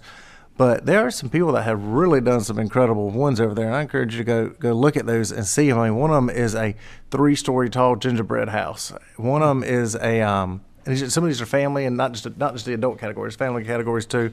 One of them is a beach house gingerbread one, electricity and everything. I mean, it's neat what they've done. One of them looks like such a real dollhouse type, gazebo, kind of like gazebo that's in your yard. And you look at it and like, how do they make that look so real? Like chewing gum is to shingles. And I mean, they didn't chew on the chewing gum. They just straight chewing gum. And so it is just incredible what some of these people's talents are on there. So everybody gets see it. And then what they do is have a little box in front of each of them, and you put money in it that's how you vote. And so you got People's Choice Awards. They have judges that will judge the best one, and then in different categories, and maybe some online comments too. But People's Choice, and it's a fundraiser for the group, and the girls put money back into our community, and so it's really neat and fun. I encourage everybody to go see that. And so at the same time as Art Center's doing, we went and saw the Polar Express over there, and so the town's doing a good job keeping everybody social distance by having movie theater tickets to see a kid's movie and see the gingerbread houses and do that at the same time. And so it's neat that, as tough as it is out there with the Rona right now, we're all trying to work through it and do that, and still the town's doing a good job of trying to have opportunities out there for people to see. And so go check out the gingerbread houses. Don't lick it, because my youngin tries to lick every one of those things, and I have to say, Jake, they're 2 weeks old, quit trying to lick those things. And then he tries to touch, which, speaking of the Rona, and then he tries to touch them. I'm like, no, you can't touch them, you're going to break it. And I said, I cannot be the one whose kid breaks all the gingerbread houses. I will never hear the end of that one. But it's neat. Go check them out, folks. Thanks, Mayor. That's it. Yes, sir. Good comments, and they're on display in the Massengill gallery there at our Fuquay-Varina Art Center. And I go through it once or twice a day as I'm trying to get my walks in, and I have enjoyed it very much. But more than anything else, I enjoy the little kids looking at these little buildings and seeing. I mean, they're building them. They're helping build them, and I think it's good. Maybe it helps create builders like this guy right here. Maybe he did it when that was our joke on the TV that day. As I said, I do a much better job at building houses than I do at building gingerbread houses or real houses. But it was fun. Commissioner Smith, words of wisdom. Yes, sir. Thank you, Mr. Mayor. First of all, it's good to be back. Appreciate you guys toting my water for the last few days while I was not here. We're recovering from surgery. It's good to be back with y'all. I just want to make one quick comment. It's kind of a cold, dreary night. The news about the pandemic, if you watch the news, is a little bit discouraging and depressing. But I come to the meeting tonight, and so many things to be excited about. The start of the Raleigh Street project is really exciting. The first steps being taken on the Community Center North and the Senior Center. The Blue Star Marker Program, when I read that in the agenda, it just jumped right out as being something pretty cool. So great things are happening in our town despite what's going on around us. And so I drug in here tonight with the cold weather and all, but I'm pretty happy leaving that there's some good things going on in Fuquay-Varina. That's all I've got. Thanks. Thank you for sharing that with us. Commissioner Harris.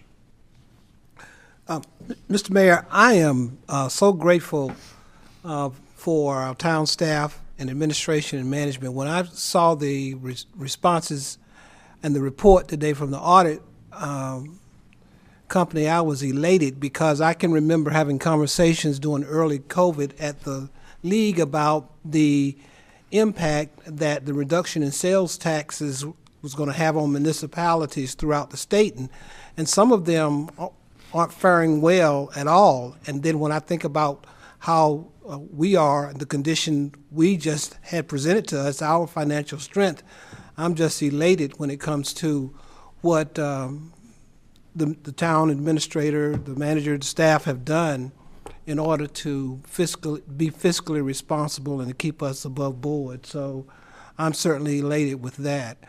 Just an update on the last of, I think on the 17th and 18th of November, I attended virtually the National League of Cities conference, and in general, I won't bore you with a long report, but the general theme was reimagining, I think, let me see if I can get it to you, reimagining government because of COVID-19. They said that there were 3 general themes that stood out nationally based on COVID-19 and just based on the year 2020 period. And one of those things were, of course, the economic impact of COVID-19, the issue with racial tension throughout the country, and the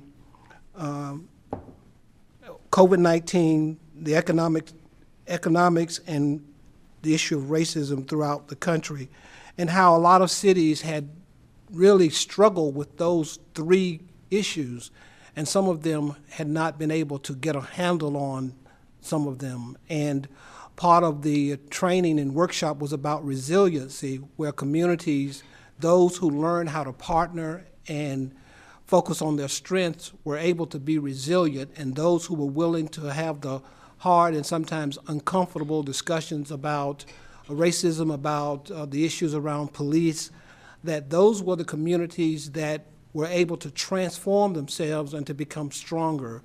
And so the entire conference focused on creating dialogue, understanding the importance of partnership, and understanding that we're in a new environment. This COVID-19 has caused all of us to sort of refocus and rethink how we operate within our particular roles, how we interact with each other, how we do our planning. And the general consensus in the conference is that hopefully everything will be for the better because of the experiences that we have gone through. So I think that was very, very important. And then the one final thing, an update on the racial equity task force for city leaders. We met last Friday, and we're continuing to have meetings. We have at least 4 more meetings, and we're having the hard discussions about how we as community leaders and representatives have to contend with so many issues as it relates to racism and the history of systemic racism in our country, and what we can do as municipal leaders and city managers and mayors and councilmen and to try to address these kinds of issues. So as we move forward, we hopefully will have a final report next year and some recommendations for communities and how we can better continue to engage, continue to partner, and continue to try to move through some of the issues that were brought forth in this year, 2020. Thank you, Mr. Mayor. Thank you, Commissioner. Commissioner Wunsch. Thank you, Mr. Mayor.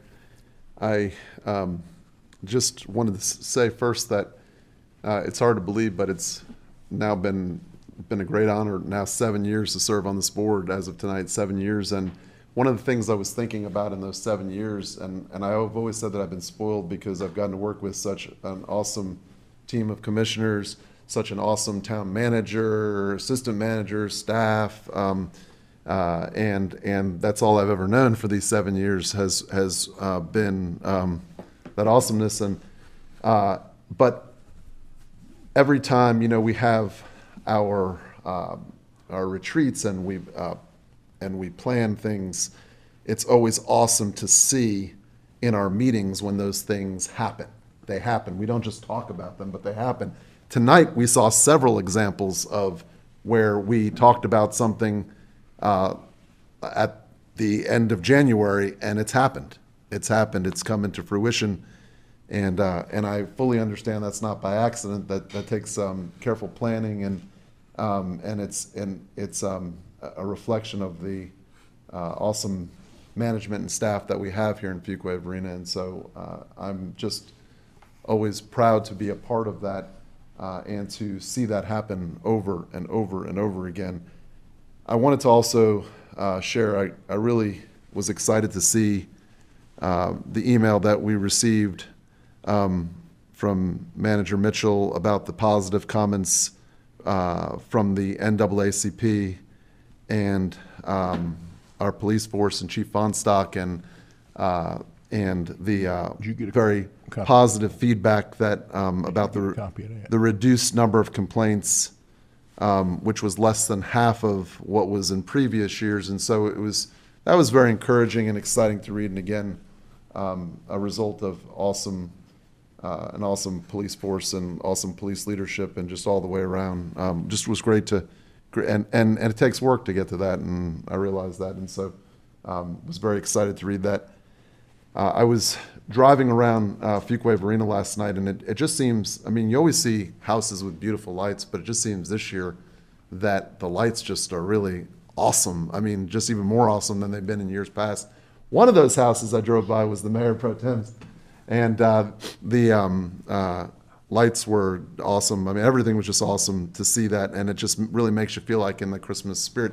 The Methodist Church had done a tour where you can do several different versions of the tour, meaning different routes, and it's nice. It's just another way to have some safe holiday cheer, especially in light of the pandemic, and so that was a lot of fun to do with the family and something I would encourage everyone to participate in. I look forward to seeing the gingerbread houses. That's very exciting, and thank you to Heather and the Junior Women's Club for putting that together and for adding to the Christmas spirit, and as well as all the things that the town are doing. And finally, it's always neat when you learn something new about Fuquay-Varina that you didn't know, and I didn't realize, Mayor, that we had a lieutenant governor from Fuquay-Varina. I did not know that. Lieutenant Governor Linton Ballantyne was from Fuquay-Varina, and I just didn't know that. LY is what they call it. And then I always like to, I also was, because I'm always interested in history and things that have happened and connected to Fuquay-Varina, and I learned that it was 65 years ago, the Associated Press said, not only is this the best athlete in baseball, but this is the best athlete of all athletes. And it was Mayor Burns' father. Wow. And I thought that was really cool. So it's always neat to, learn those things. And I always like to share them, with the community. The sun is shining bright over Fuquay-Varina. Thank you very much. That's right. Jason. Appreciate it. Commissioner Gardner. I'm not going to take up much time. I just want to say ditto to just about everything that's been said tonight. I think if you watch the news much or read the news much online or in the newspaper, these days it can really beat you down. But this was the best town board meeting with so many exciting things. I am pumped. And I thank you, Mr. Town Manager, for putting this meeting together for us tonight. I would say this, and I know Adam will echo the same thing. It all comes from y'all. The truth is that we go to retreat, and it starts at our retreats, and it comes back up, and it takes time for these things to happen.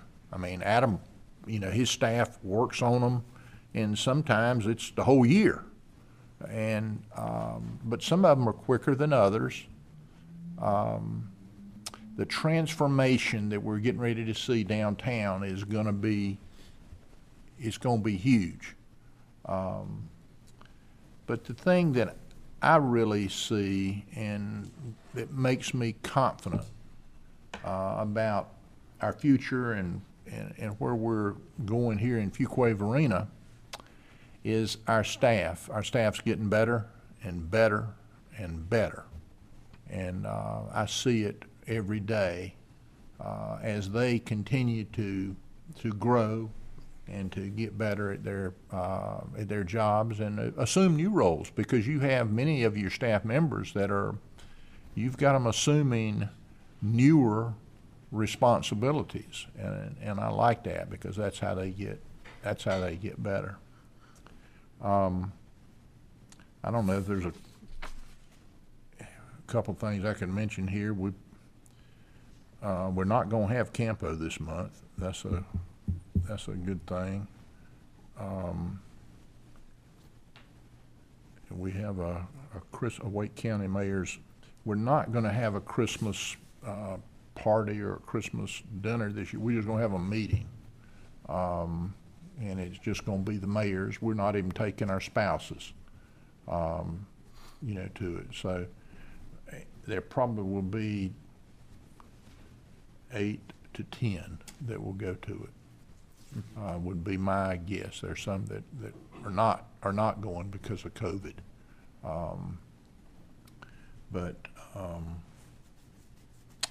Okay, now, I know we need to go to closed session. We do. We have closed session pursuant to North Carolina General Statute 143, 318, 11A3, attorney-client privilege. Okay, I would entertain that. Mayor, so moved. Second. Got a motion and a second. All in favor signify by saying aye. Aye. Opposed? Motion carries. Okay, Just a and, minute to close okay, down. I'm the gonna step open and use the restroom for a minute.